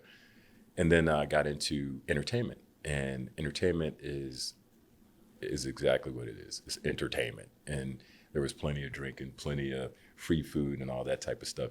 And my personality was such, and still is such, where it's all or nothing. So I know that about you. and that's what I drank. It was all or nothing, just like, "Bah!" So I did everything in excess, and it almost destroyed my family. And it came down to a conscious decision that I'm going to lose everything that I really value and love, including my wife, my children, potentially my job, and all this type of stuff. So it's like, okay, you got to get some help, and I got help through a church I was going to, and they had like a 12-step program. Yeah. That really helped me get to the why behind everything that I was doing. Because not to go deep into it, but addiction is levels to it. Yep. It's abuse, there's use and misuse, and addiction. And I don't think I was addicted where I didn't like, oh my God, I gotta, but I definitely abused alcohol. And it was a medication thing that I did when things, happy times I drank, sad times I drank. Yeah. Concerned times I drank. Yeah. I need to figure this out. Let's get a drink first. That'll help everything go. So I battled that, and then when I came through, it was again, I do everything to excess. So everybody was out like in 6 months. Mine was like a 2-year program. I was like, God, 2 years of doing this. But that was the onion I had to peel back. And once I kind of figured out what the why was, I was a lot easier to make a choice. Like, okay, I can make these choices, because people go through worse than I went through or thought I was going through, but they made different choices. They didn't choose to drink or do drugs or make destructive choices. So once I was able to figure that out, now I was able to walk, crawl, then walk, then run, and then now every day it's the same thing. You got to make a conscious decision to be sober, conscious decision to make decisions that's going to help your family, help your life, and be able to have a good time still, Yeah. So Isn't great it, question. Yeah, isn't it wild how you get, especially I think as a young person, Right. you're figuring out not only how to navigate the world, you're figuring out how to navigate yourself, how to navigate emotions, very strong emotions, traveling, fear, insecurities, all these other things. Yep. And that is like the time that high school and college, that so many kids get into like absolute destructive binge drinking. Absolutely. And it Absolutely. is, you said that like that kind of that numbing element. I've definitely been there before. You just like Yeah. use something strong because you're feeling all this stuff so strong, and Yeah. then it can become Yeah. what you have to have at any point. Any point in your life. Yeah. And a lot of it, you said one word, a lot of it's driven by fear. And that fear is such a controlling element in just life in general. And everything we learn in school, book-wise, really doesn't prepare you for life-wise. No. And there is stuff that pops up, like you recently had a baby. Oh yeah. It's a fear factor Speaking of that's fear. built into that. Like you're like, oh, I'm gonna Yeah. be this great dad and da da da. But then another side of you is like, oh my God, I never had a baby boy. What am I gonna do? Yeah. So that fear thing can really control us if number one, I think we have to recognize it and go, okay, you know what? I'm feeling these emotions. And in recovery, they have 5 emotions that you feel that make you happy, sad, fearful, blah, blah, blah. That And could be triggers that to are relapse. triggers for relapse or the decisions that you make. And some people throw themselves into whatever. I'm gonna be the biggest and strongest guy I can, or I need this type of relationship, or I need to make this amount of money, and I'm just gonna go crazy and make this amount of money because it's feeding something back here that we have to get a hold of. And that was one of my things was I told I was sharing with my wife. I was like, listen, one of the things that happens to me, and I see it happen to a lot of athletes, I said, and I know it translates to other people as well, but as an athlete, when the balls stop bouncing, the people stop cheering, all of that was like a dopamine hit. Oh yeah. And when that's gone, you're looking for the next dopamine hit. So you throw yourself into whatever that is. I said, and I think where the growth comes in is when you can realize that that's just a piece of your life. It's not everything, but that cheering and all this type of stuff, when that goes, now you're looking around and people still don't see you as you thought they saw you. And I said, you have to figure it out and say, okay, basketball was a great part of my life. It helped me see so many things, and I'm so grateful and thankful for all the benefits. But there's this other part that now I have to really start to build and mature and nurture. You're a dad, you're a husband, you're still a son, you got all these different things. You're a friend, these are some business ideas you want to do. And you got to jump into that and not replace being basketball, but it's another part of. And figure that out. Now that's to me that's a to the day you die process. For sure. You know what I mean? Isn't it wild how you can receive a lot of people receive so much accolade for something you live for people applauding and saying you're so great, for people that actually their opinion doesn't really end up mattering at all. Exactly. I'm both of the very firm mind that like everybody should have at least one standing ovation in their life. Right. Because that's an incredible feeling. And I can't even incredible imagine you doing this for years and years, Incredible feeling. you slam the ball or you make the shot or you make the block and everybody explodes in that feeling. But it's like you go from people cheering something you're doing that actually doesn't really have that much to do with who you are. Right. That's got to be a weird feeling to being like, they're applauding me for this only, but if I'm not doing that, then I receive nothing. You receive nothing. It's all or nothing. And that's when you talk about that lonely time in a room by yourself. Right. When there's none of that going on and you're just sitting there and you're thinking about real life stuff and it's you're like, okay, oh, I need a drink because that's a sobering thought, or it's a scary thought, or I'm fearful of that ending. Like all this stuff going on with Westbrook now for the Lakers and what's going on with him and What's going on with him? he said he and his family are getting death threats because he's playing horribly. All right. What? Yeah, it's mind-boggling. And now in the sports world, it's like, well, that's kind of what you signed up for. You are playing terrible and this and that. And he's like, yeah, but when it crosses the line to where I'm getting death threats and my family don't want to come to my home games because of what the fans are saying. And they're saying, well, you're making $40 million a year. This is part of it. He's like, yeah, I can take it. But when you start to attack my family, it crosses the line. Well, your wife responded on social media and blah, death blah, threats blah. against him is crossing the line too. Exactly. But for a sport, right? And that was his point. It's basketball. And he said, well, what's your expectations for the Lakers? He said, well, I really don't have any expectations. And people were like, oh, when you come to the Lakers, we expect a championship. So he said some things that people said were inflammatory and this and that. But I thought about that. I was like, at the end of the day, let's just talk about what's really going on. He's shooting a basketball, right? Great. They pay him a lot of money to do all this type of stuff. But there's a war going on in the Ukraine. Right. So let's Right. kinda- What matters? Let's Yeah. kind of perspective this thing out. But a lot of times people can't see that, and it is what it is. And I'm like, okay, Westbrook, you got to figure out.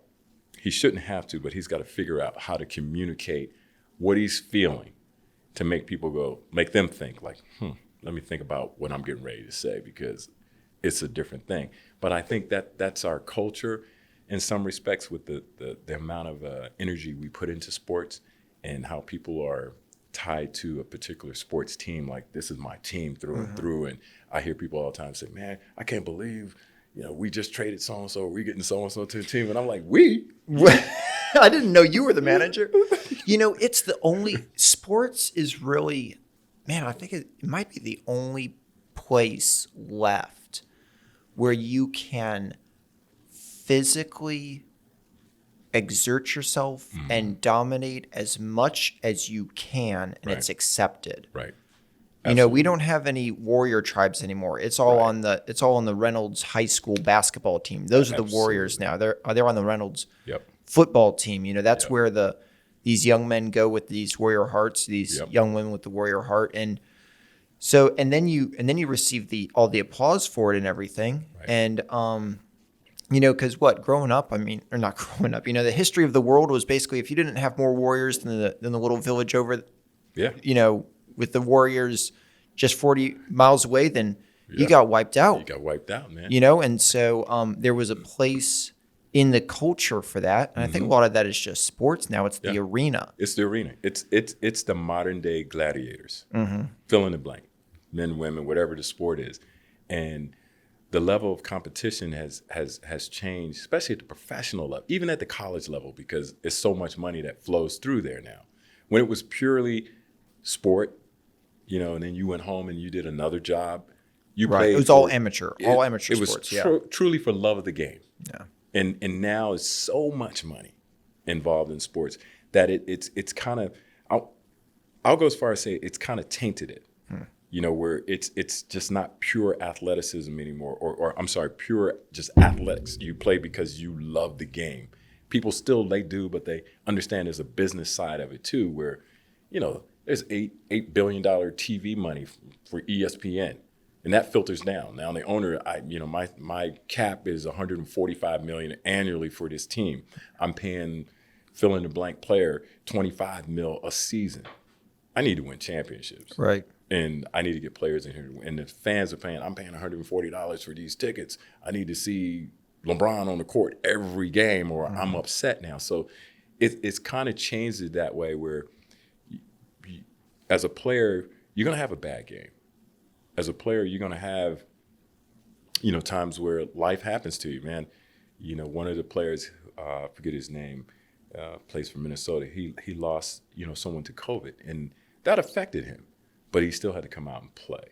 Now, he changed it. He turned it around. The team did some really great things for it, but life happens to you just like if you didn't play sports. You still had to get up and perform and go to work and tell them, hey, I got these incredible things happening in my family, and I have to emotionally deal with it.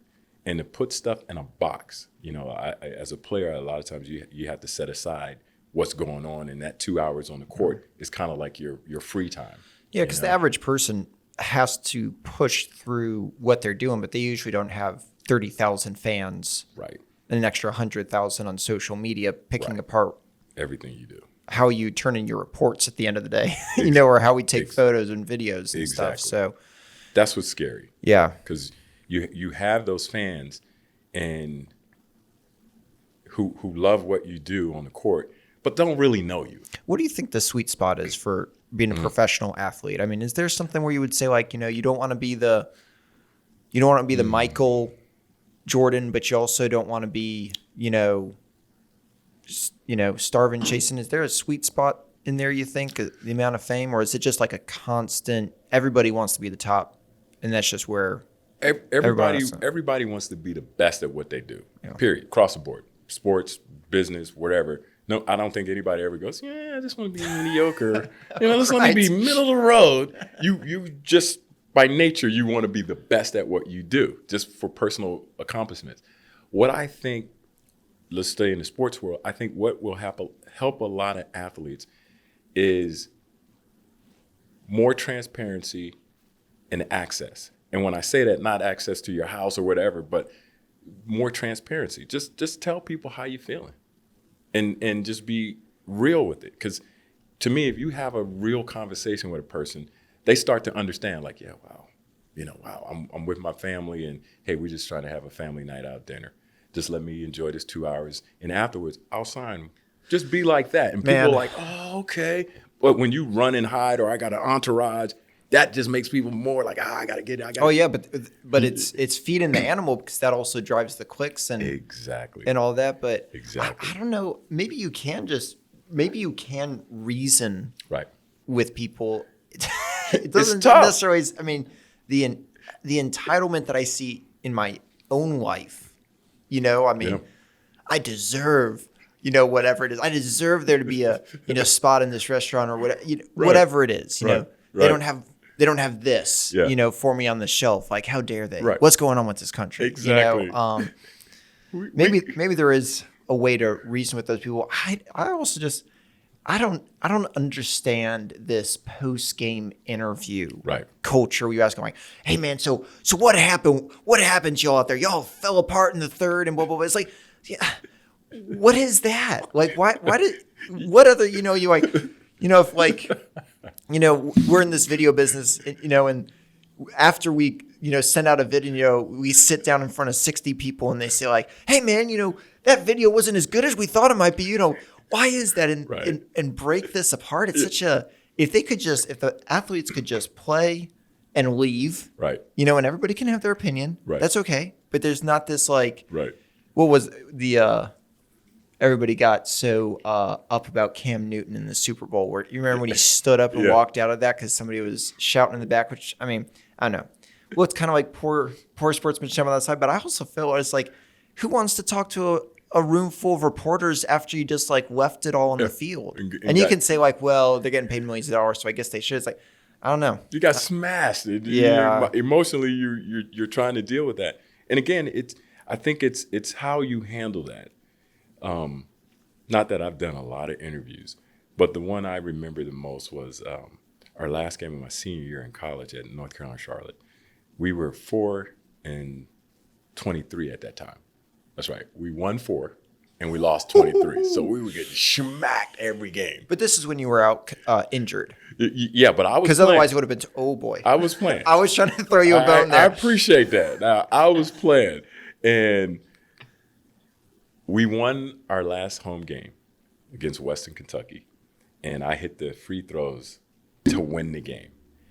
And the reporter was interviewing me, and he was like, "Oh my God, you guys, you won this game. You're 5-23. You're going into the tournament." And he said, "How do you feel?" I said, "Well, there's a lot of emotions rolling." I said, "But I want you to write this. We're on a winning streak. We're taking that into the tournament. We're 5-23. I said, "Now think about it. All we got to do is win 3 games. We're in the big dance. We're on the cover of Sports Illustrated going, who would have ever thought 8-23 and you're in the dance?" And that's the perspective that I took with every interview I did. Kind of had fun with it. Kind of was like, yeah, we're getting crushed. And they would ask me, well, how do you get motivated to play? I said, well, there's a couple things. When you step on that court, it's still mano a mano. It's me against whoever. If we get beat, we get beat. But I'm going to leave it all on the court, no matter what. Because this might be my last game ever. Yeah. So I'm going to give it 1,000%. And I never forget my coach, we had a love-hate relationship. He said in an article that I wish I could take this kid's heart and put it on a pedestal and just for all NCAA players to look at. Because even with this terrible record, he goes from starting gun to ending gun with everything he had. And I played like that just because I was a marginal player. I was a decent athlete, but I wasn't the Kobe's and the LeBrons of the world. So everything I did, I had to play extra hard. And I was like, nobody's going to outwork me. If you outwork me, I'm going to give you your props at the end of the game. And that's the way I played. So when I did those interviews, it was the same thing. yeah, if it was horrible, I'd say, man, I played terrible. I said, but I'm gonna go to practice tomorrow. I'm gonna figure it out. I'm gonna come out here and play hard the next game. What can you say? Where else and where else can you really learn that? Well, I guess you can learn those lessons in other places, but sports Yeah. are really powerful for you yeah. in that. Yeah. I want to talk a little bit. What time we got? Yeah, you got a little more time? Yeah, man. A little more time to sit? Yeah. So I want to get your opinion a little bit on what's happening now, and I know you're moving a little bit into the crypto space. Correct. Am I allowed to say all this stuff? Because I know Absolutely. we've talked about this outside of this, but for those who don't know, one of the things I know that we're both really interested in is NFTs. Correct. And this being able to purchase something, have a digital proof of ownership Right. on something that I think is going to really change the way that people interact with everything: contracts, arts, real estate, plane tickets, whatever. Because it's in the end, it's just really a proof of ownership for something. Right.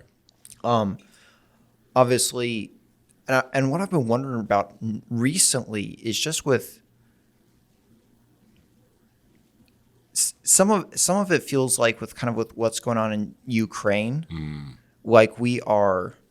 It almost feels like on the tipping point of like going back like 30 or 40 Right. years as far as like what like World War III Right. coming up here. Like maybe we just need to be like buying some gold and like bomb sheltering up. What was it? It? Wasn't that the New York Times that basically said like it was the CDC. Right. Did you hear about they released basically like an event of like nuclear fallout, how to shelter in place but remain 6 feet apart. Right. I'm like, come on. They're like, in your bomb shelter, but you want to make sure if anybody's not feeling well, you've got your mask on, you're Right. 6 feet apart. I'm like, Right. Right. that they're writing those articles, Are about. we doing that? Right. So it's just like, I don't know. It's in this weird space of like the last couple of years, everybody was like so up. I'm like, man, digital currency, digital exchange, Bitcoin, everything like that. And like a war starts over there. And suddenly I was like, man, Yeah. things get real in a different way. Have you been feeling that, or is that just me? No. You're absolutely. My wife and I, we probably talk about it every day. At least an hour or so, and she watches a lot of YouTube. So when I come home, we're like, "Oh, this is what you saw." And I'm like, "Okay, what did so and so say?" So we'll sit down and think about it, and the folks that are suffering in the Ukraine, our hearts, of course, go out to them because war is hell. Let's just be real. Yeah. When your family is uprooted, we here in Winston-Salem, if they started dropping bombs here, we'd all leave here right now and just go home and be like, okay, let me get my family because 100%. it's fearful. So what happens when, and I'm not going to get on a political soapbox, but what I see happening a lot of times when it comes down to political things, and I always go to the least common denominator, which I think is just cash. It's all about dollar bills. The more I have, the stronger I feel. It's about controlling resources. If I can control these resources, it brings more money into the coffers. People are sometimes collateral damage, which is unfortunate. And then to what we're talking about with the NFTs and cryptocurrency, because this type of stuff is that new technology that can take you to the next realm, and it can put all of us here on a level playing field to some degree without the oversight of the government or different governments and things like that. So that makes the establishment a little fearful because people can now start to direct their own lifestyle or direct their own legacies outside of the so-called system. Well, you're creating a currency that's not controlled by the state. Exactly. Is what it is. So now that starts to make the state a little fearful of, man, we can't have these people autonomous and doing their own thing and basically coming up. So it causes this I think uncertainty with the establishments and with governments that people are now scrambling for. Like, we just came out with this executive order and this is how we're going to do it. We don't want to get left behind as far as technology goes, but we want to protect the people. Here's how we're going to do it. So each one of these countries are trying to do that. And when you look at something like, non-fungible tokens, the NFTs, and the implications of being able to use this technology to verify things, to know that now Seth and I can do business, and we know that this is secure. We know that this is the actual value of what he and I decided it's going to be, and we can send it back and forth and exchange value like that. And we cut out the establishment. It becomes this thing where, no, we need to know what Seth and Harvest are doing. Right. We need to get a piece of that. And that scares me, because now you get into a totalitarian type of government and different things like that. And a lot of these wars over the past years have been fought to free the people, and allow us to be free.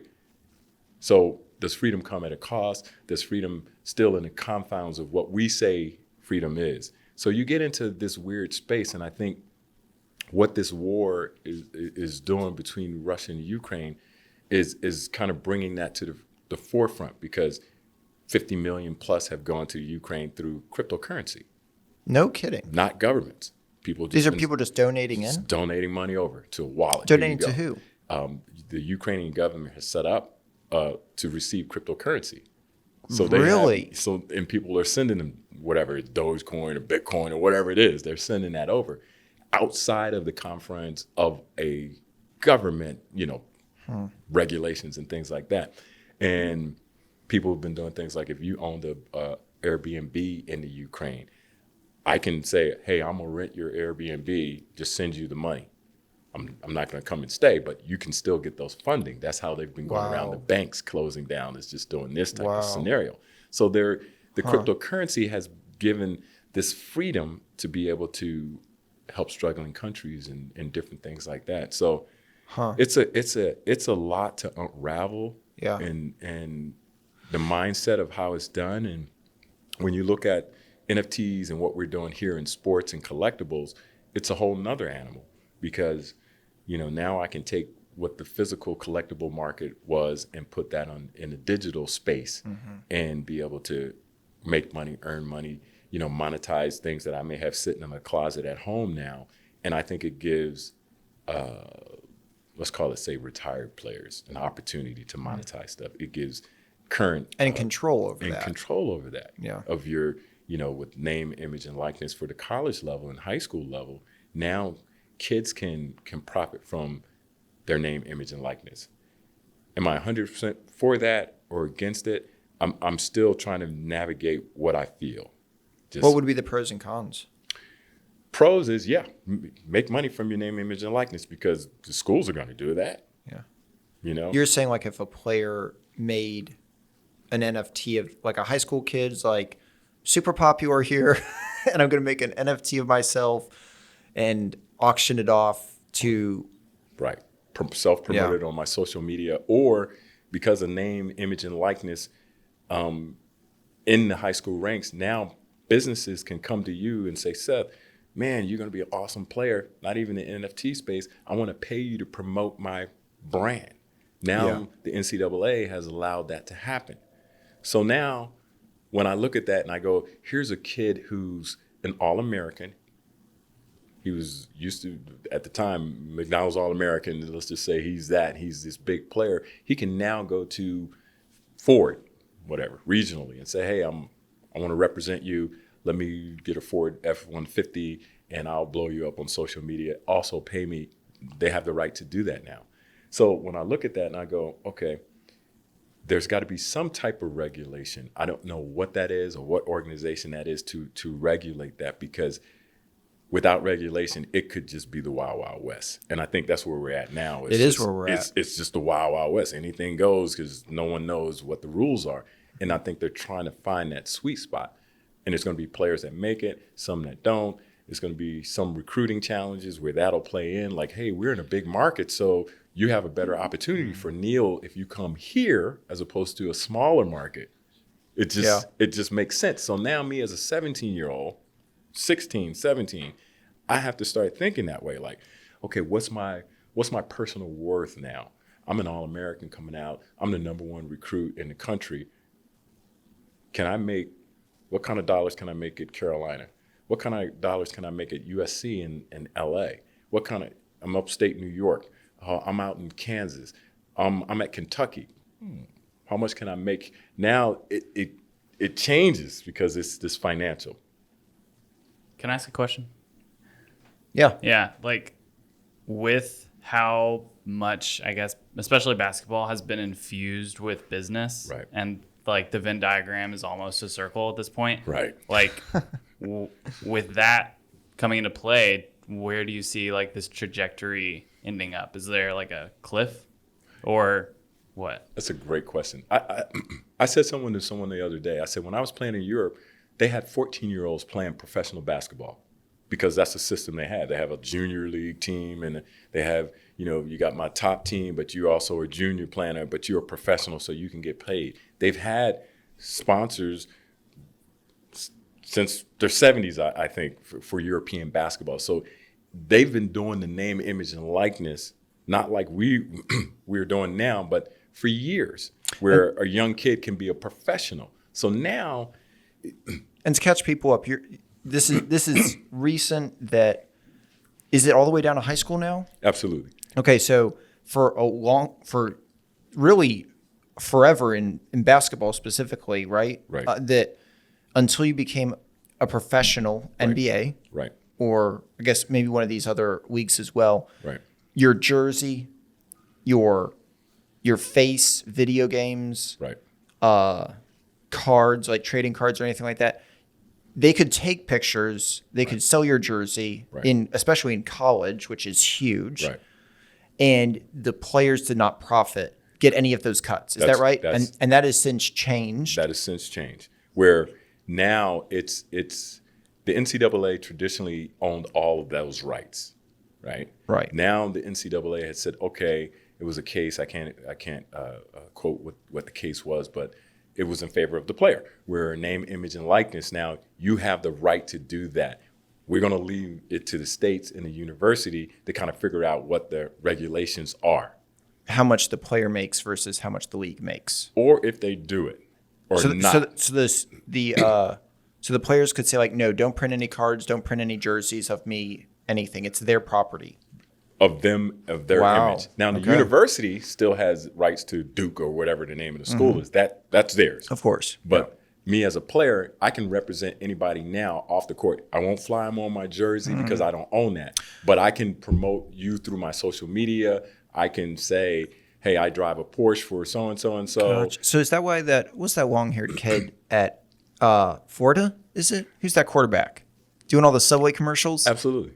That's where that started. He could tell. So you would never see a college level athlete Right. doing a Subway commercial Right. growing up. Right. I think who's that guy's name? Yeah, and see that's the key, is, and it's a great question. Do you fall off a cliff with it or not? I think what has to happen is, it's going to have to be an educational piece where now these kids are going to have to learn some financial literacy, because there's tax implications that people aren't thinking about. Like, yo, if I give you a truck, a car, I pay you money, there's taxes you have to pay. But those things were already happening, 7, right? 18-year-old. Yeah. Yes. That was already happening. Yes. It just wasn't out in the front. Yes. Yeah. So now with everything being out and all the money that's being infused, it causes this it changes sports. Yeah. It changes the texture and the complexity of what sports is. And we talked about it earlier, just being pure. I do it because I love it. Now I can do it now because I love it, and I can get paid to do it. And there are people on both sides of the fence that say, yeah, they deserve to get paid. I believe in that. Absolutely. If you can make it, make it. I'm just saying that we got to figure out to keep it, and I'm going to use the word clean. How do we keep it clean where it makes sense? And I don't want it to be regulated till it's just regulated to hell and back. Yeah. But there's got to be some way that this makes sense. For example, if you get a star player or a star team and they're making, let's just say, $1 million collectively, and then you have people who are on another team work just as hard, put in as many hours, but they get nothing. People say, well, they don't generate the same amount of TV revenue as this particular sports. I get that. But as an athlete, you're still putting in the same amount of time, same amount of work as these guys. How do we make it equitable? Not that it's the same amount of money, but it's got to be some quality in there that makes sense. How do we figure that out? You know, and You think like the basketball player that some of the money like going into the NBA should be going into like men's professional curling?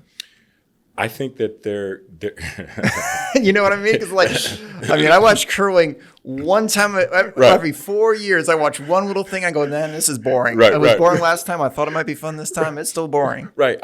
Here's a question that people always say: well, the WNBA should have parity with the NBA.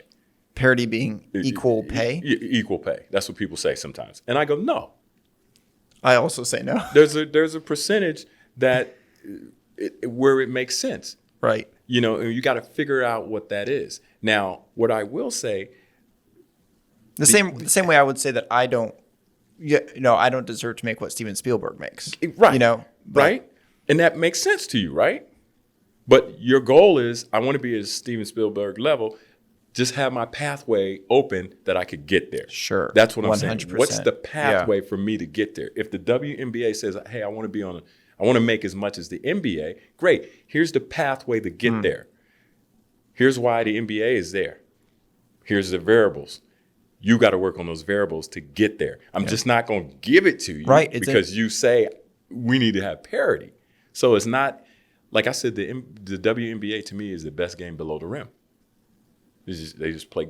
I love the women's basketball league. I like coaching women's basketball because a lot of times they are great students of the game. They're going to give you hard and they're loyal. And I've seen both sides of that fence. So it's in there somewhere. I can't just give it to you. So how do I work with, let's just say my alma mater, North Carolina Charlotte men's basketball team, put together a great NFT Kneel campaign that ties in everybody. And then how do I work with the women's team the same way? Are the men's team and the women's team usually owned by the same person? It could be.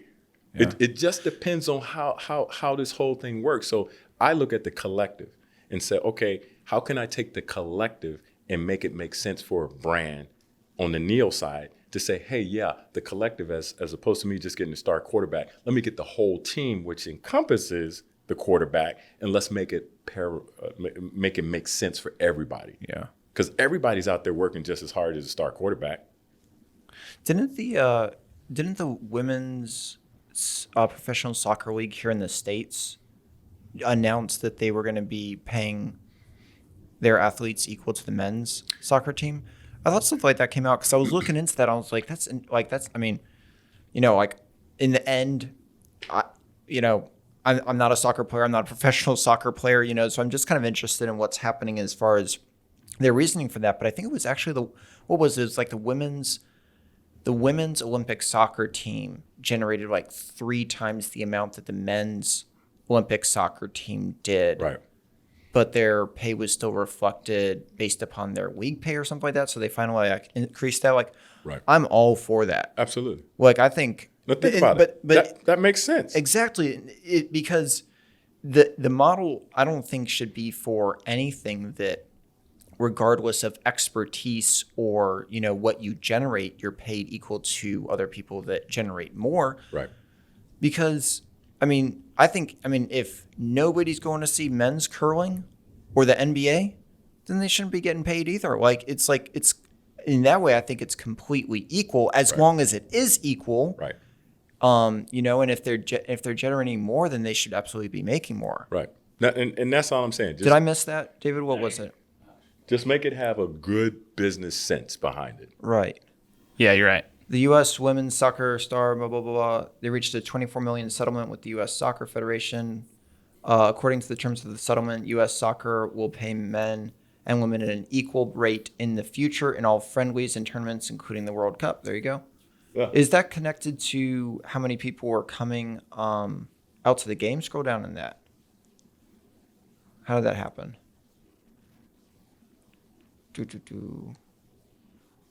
No, it's just an anti-discrimination. I mean, it makes sense. Oh, no. If you generate more revenue, you should get compensated accordingly. If I generate $10 and you paying me $100, and Seth, you generate $1,000 and I'm paying you $50, something's not right. So, yeah. So you have to fix that problem, and it can't be gender bias or gender is based on no. If Right. we're going to do a business, let's do it on a business. Right. Now, if you come home and you playing in the women's professional league here in the United States, and if you're not generating that type of revenue and you're running a business and you overpay, you go broke. I mean, Right. that's just any business. If I overpay and I'm not bringing in the revenue, I'm struggling. Right. So it all ties in, and that's why I say I think you have to look at that when you're working with Neil, when you're working with these NFTs and things like that. The business has to come in. You know, right now I think people are just trying to find where that sweet spot is. What does that look like? Because Nike took a great chance on LeBron James and paid him $90+ million before he even played a game in the NBA. But that paid off for them, Oh, yeah. 100 times over, and will continue. But I can't give every player that I think is going to do well $90 million. I just can't. I will go broke doing that. So I take a shot on this guy did great in high school. He's got a pro body, blah, blah, blah. I remember when Michael Jordan first came out and Nike did the deal with him, everybody was looking for the next Jordan, and they were just throwing money at these players, which if I was a player, you threw that at me, I'd take it too. I wouldn't be like, you know what, I'm not really Michael Jordan, so no. I take that money too. But I think what the company started to see was that, wow, we can't just do this for every player because, we're gambling now. And when I was in the footwear business, that was one of the things we used to talk about all the time, because they were telling me a lot, Harvest, we need a lottery pick. So I need a top 10 NBA guy coming out. And I'm like, well, it's going to cost this much to get them, and we're not sure that this is going to be the guy that take you to the next, So one of the guys that I was negotiating for at the time was Shaquille O'Neal when he was still at LSU. Oh, wow. And we had great traction. And I met with his agent a couple times, and it was listed in Sports Illustrated that the 3-4 companies that could get Shaquille, and ASICS was one of them. So it just gave us this great buzz, man, and it really helped our company. And we lost out to Reebok. And we were sitting in front of his agent at the time, and he asked us, how much money? And we said, we can do this amount right now today, and we got to call Japan to see if we can get the more that you want. And he was like, okay, cool, no problem. Can I use your phone? Yep. He went into the room, made a phone call. 45 minutes after he left, it came across the wire that Shaquille O'Neal signs with Reebok. Oh, Whoa. man. I was So you weren't even close. I was like, just stabbed me all up. And I'll never forget, I went on a walk with the CEO of the company at the time around our parking lot. And I was 27, 28. He said, how do you feel? I said, like somebody just kicked me in the private parts. I said, he said, well, welcome to business. I was like, Oh, man. I said, this guy is going to change the face of basketball. He's going to change the face of basketball. And I said, it's perfect for us. We worked with Bozell Advertising at the time, and we came up with like a campaign and all this type of fun stuff for Shaquille. I had met him at one of the Final Fours. We had a booth there, and he came in and was walking around our booth, picked up our shoes and different types of things. So, I met with his coach, Dale. Was it Dale Ellis? Dale, I forget the coach at LSU at the time, but met with him in his hotel, and he told me, sell me on ASICS, and pulled my chair right up to him. And I was like, all right, okay, this is why. The whole thing, man. So did it just come down to the money amount that you said you could pay, and it just wasn't even close for Reebok? came down to the money, down to the cash.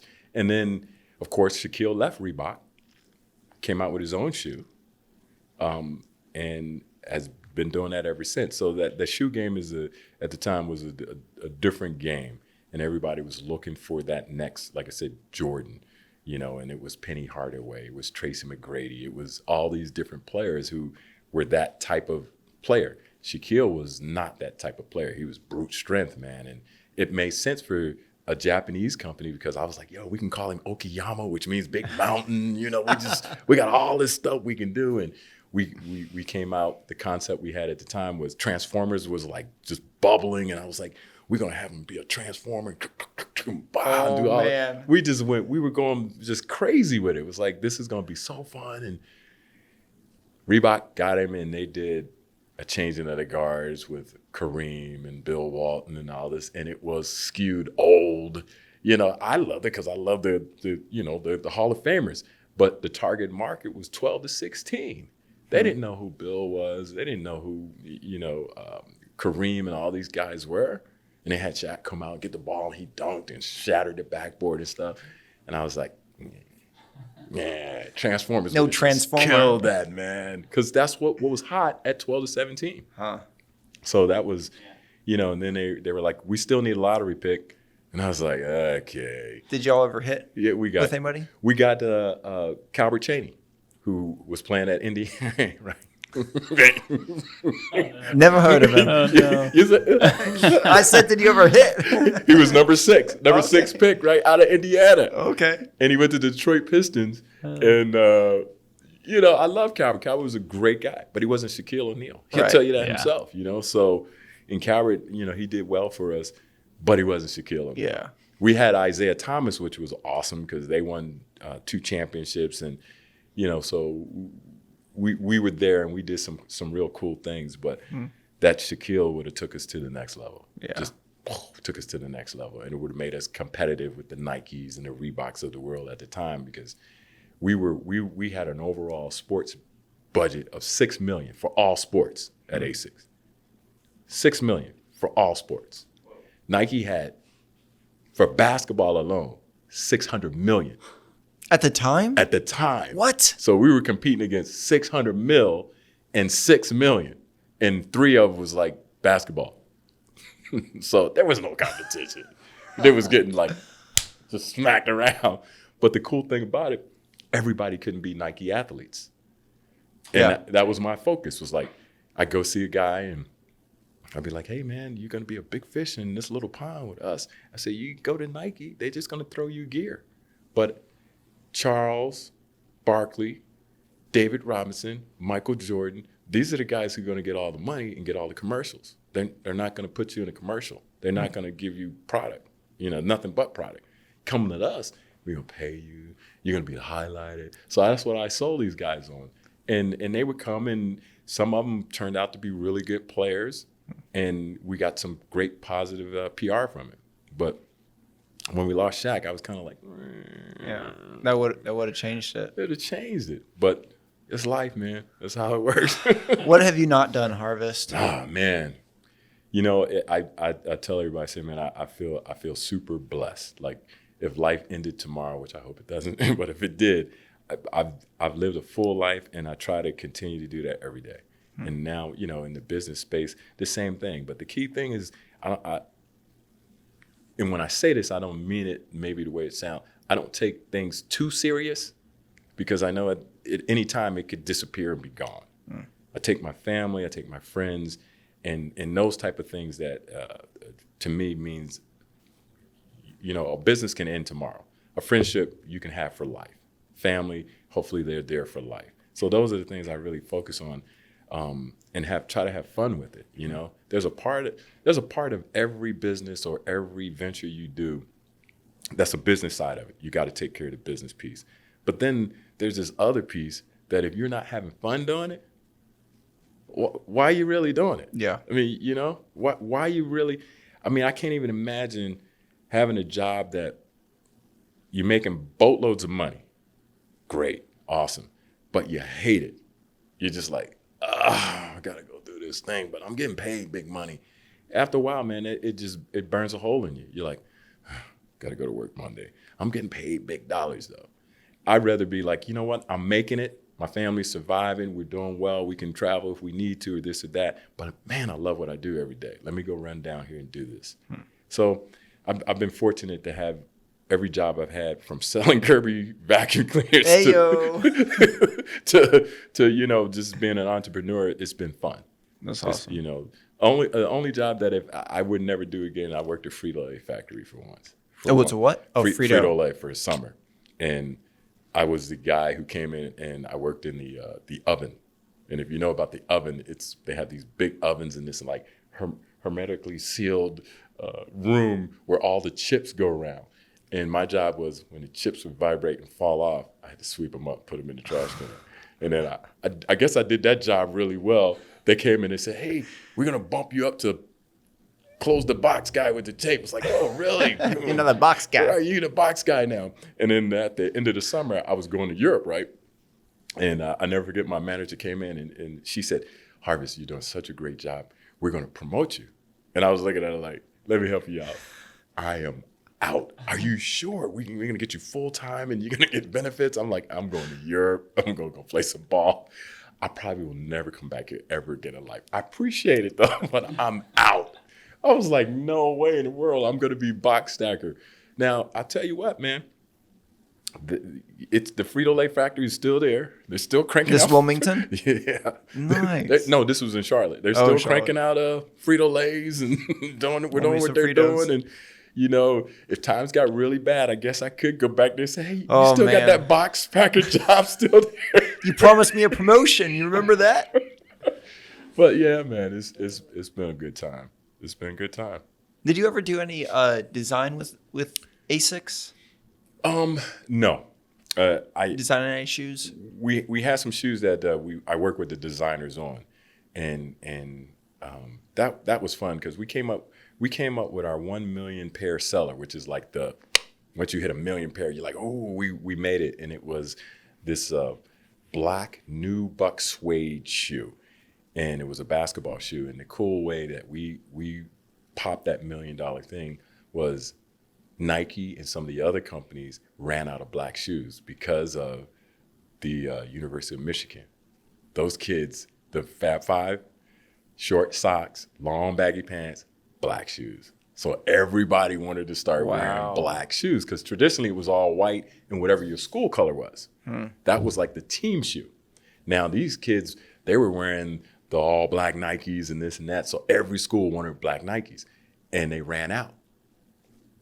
We had boatloads of them. So we were like, yo, we got you. What you need? Okay, size what? Okay, and we were just sending out orders. So we popped and did our 1 million pair seller, and that kind of put us on the map with basketball. And then we had Isaiah, and then we had, a couple of Lakers and this, that. We had a couple of women's teams who went far in the Final Four, UConn being one of them, University of Pitt men went far, Long Beach State. So we had these schools that kind of where basketball was blowing up for ASICS, and it was like, this kid who was 27, 28, just handling the basketball thing, who knew nothing about business or anything like that. And I was like, yeah, we're going to do great. And we go to the Final Four. I'm like, yo. But I could relate to the players, Yeah.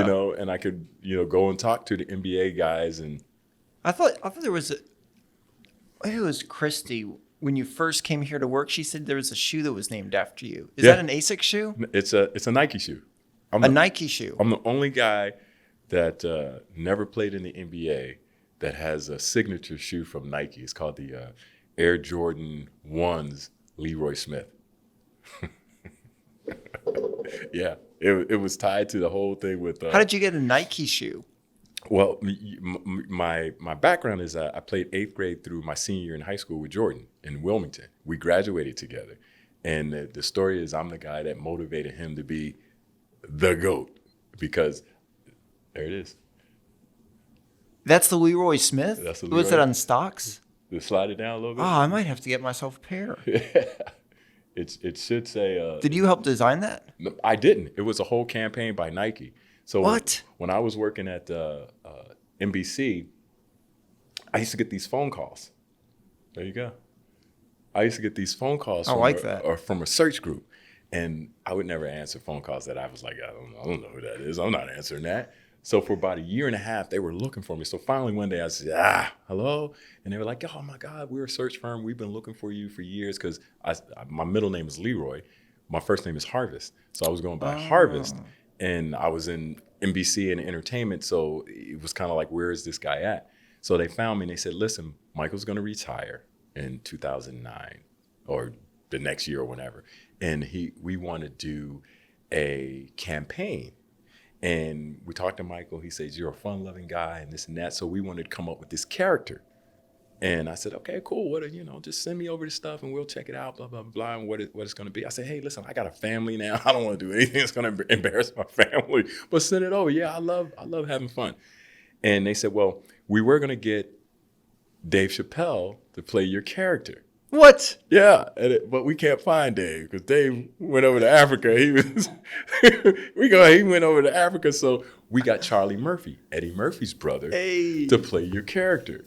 And I said, okay. And they said, well, we're going to do these YouTube videos, and it's going to be a campaign that I'm the guy that motivated Michael Jordan. These are YouTube videos, you said? The YouTube videos. You pull up, there he is, right there. What?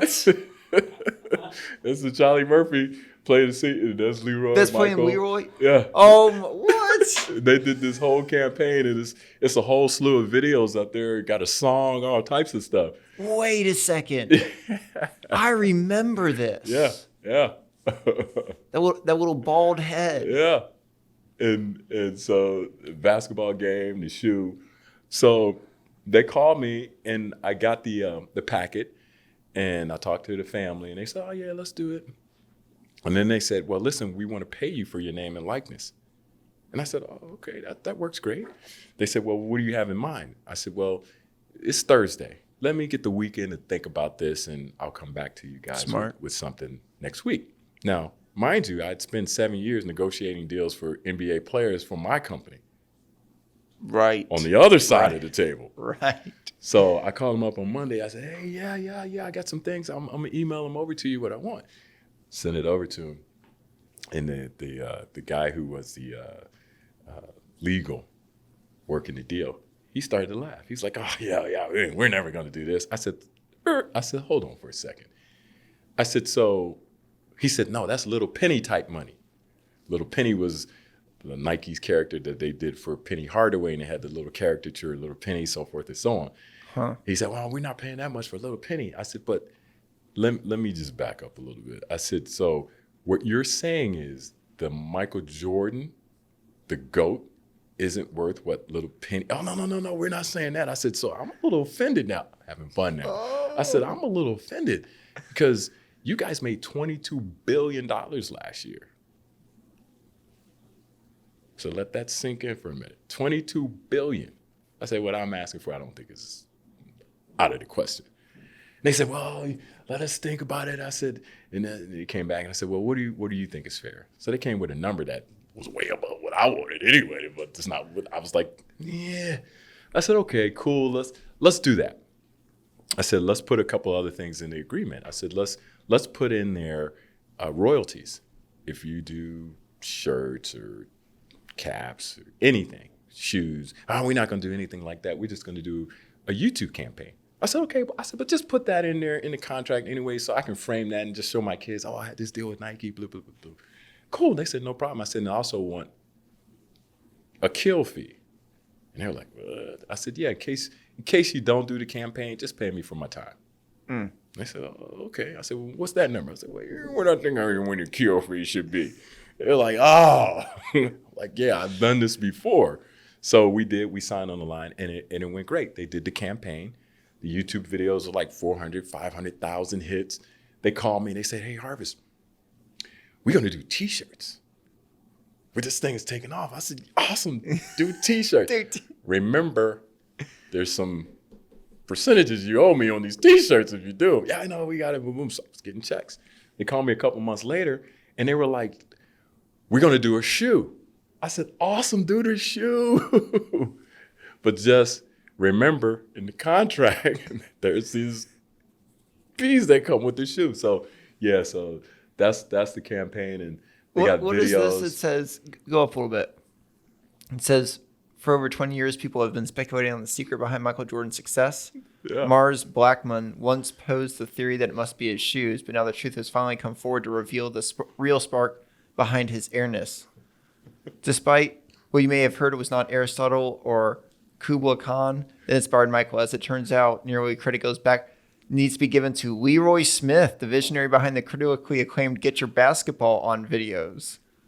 Watch all 4 parts of this Leroy Smith saga as he breaks down how he motivated Mike to be the greatest ever without a hint of modesty. What year was this? This is 2009? Yeah, this just before the Hall of Fame. So Leroy Smith, the man who motivated Michael. So wait, did Michael Jordan come up with that idea? Yeah, it was at the time. It was the ad agency, Wyden and Kennedy, I think it was. But how did they find out about you? Michael.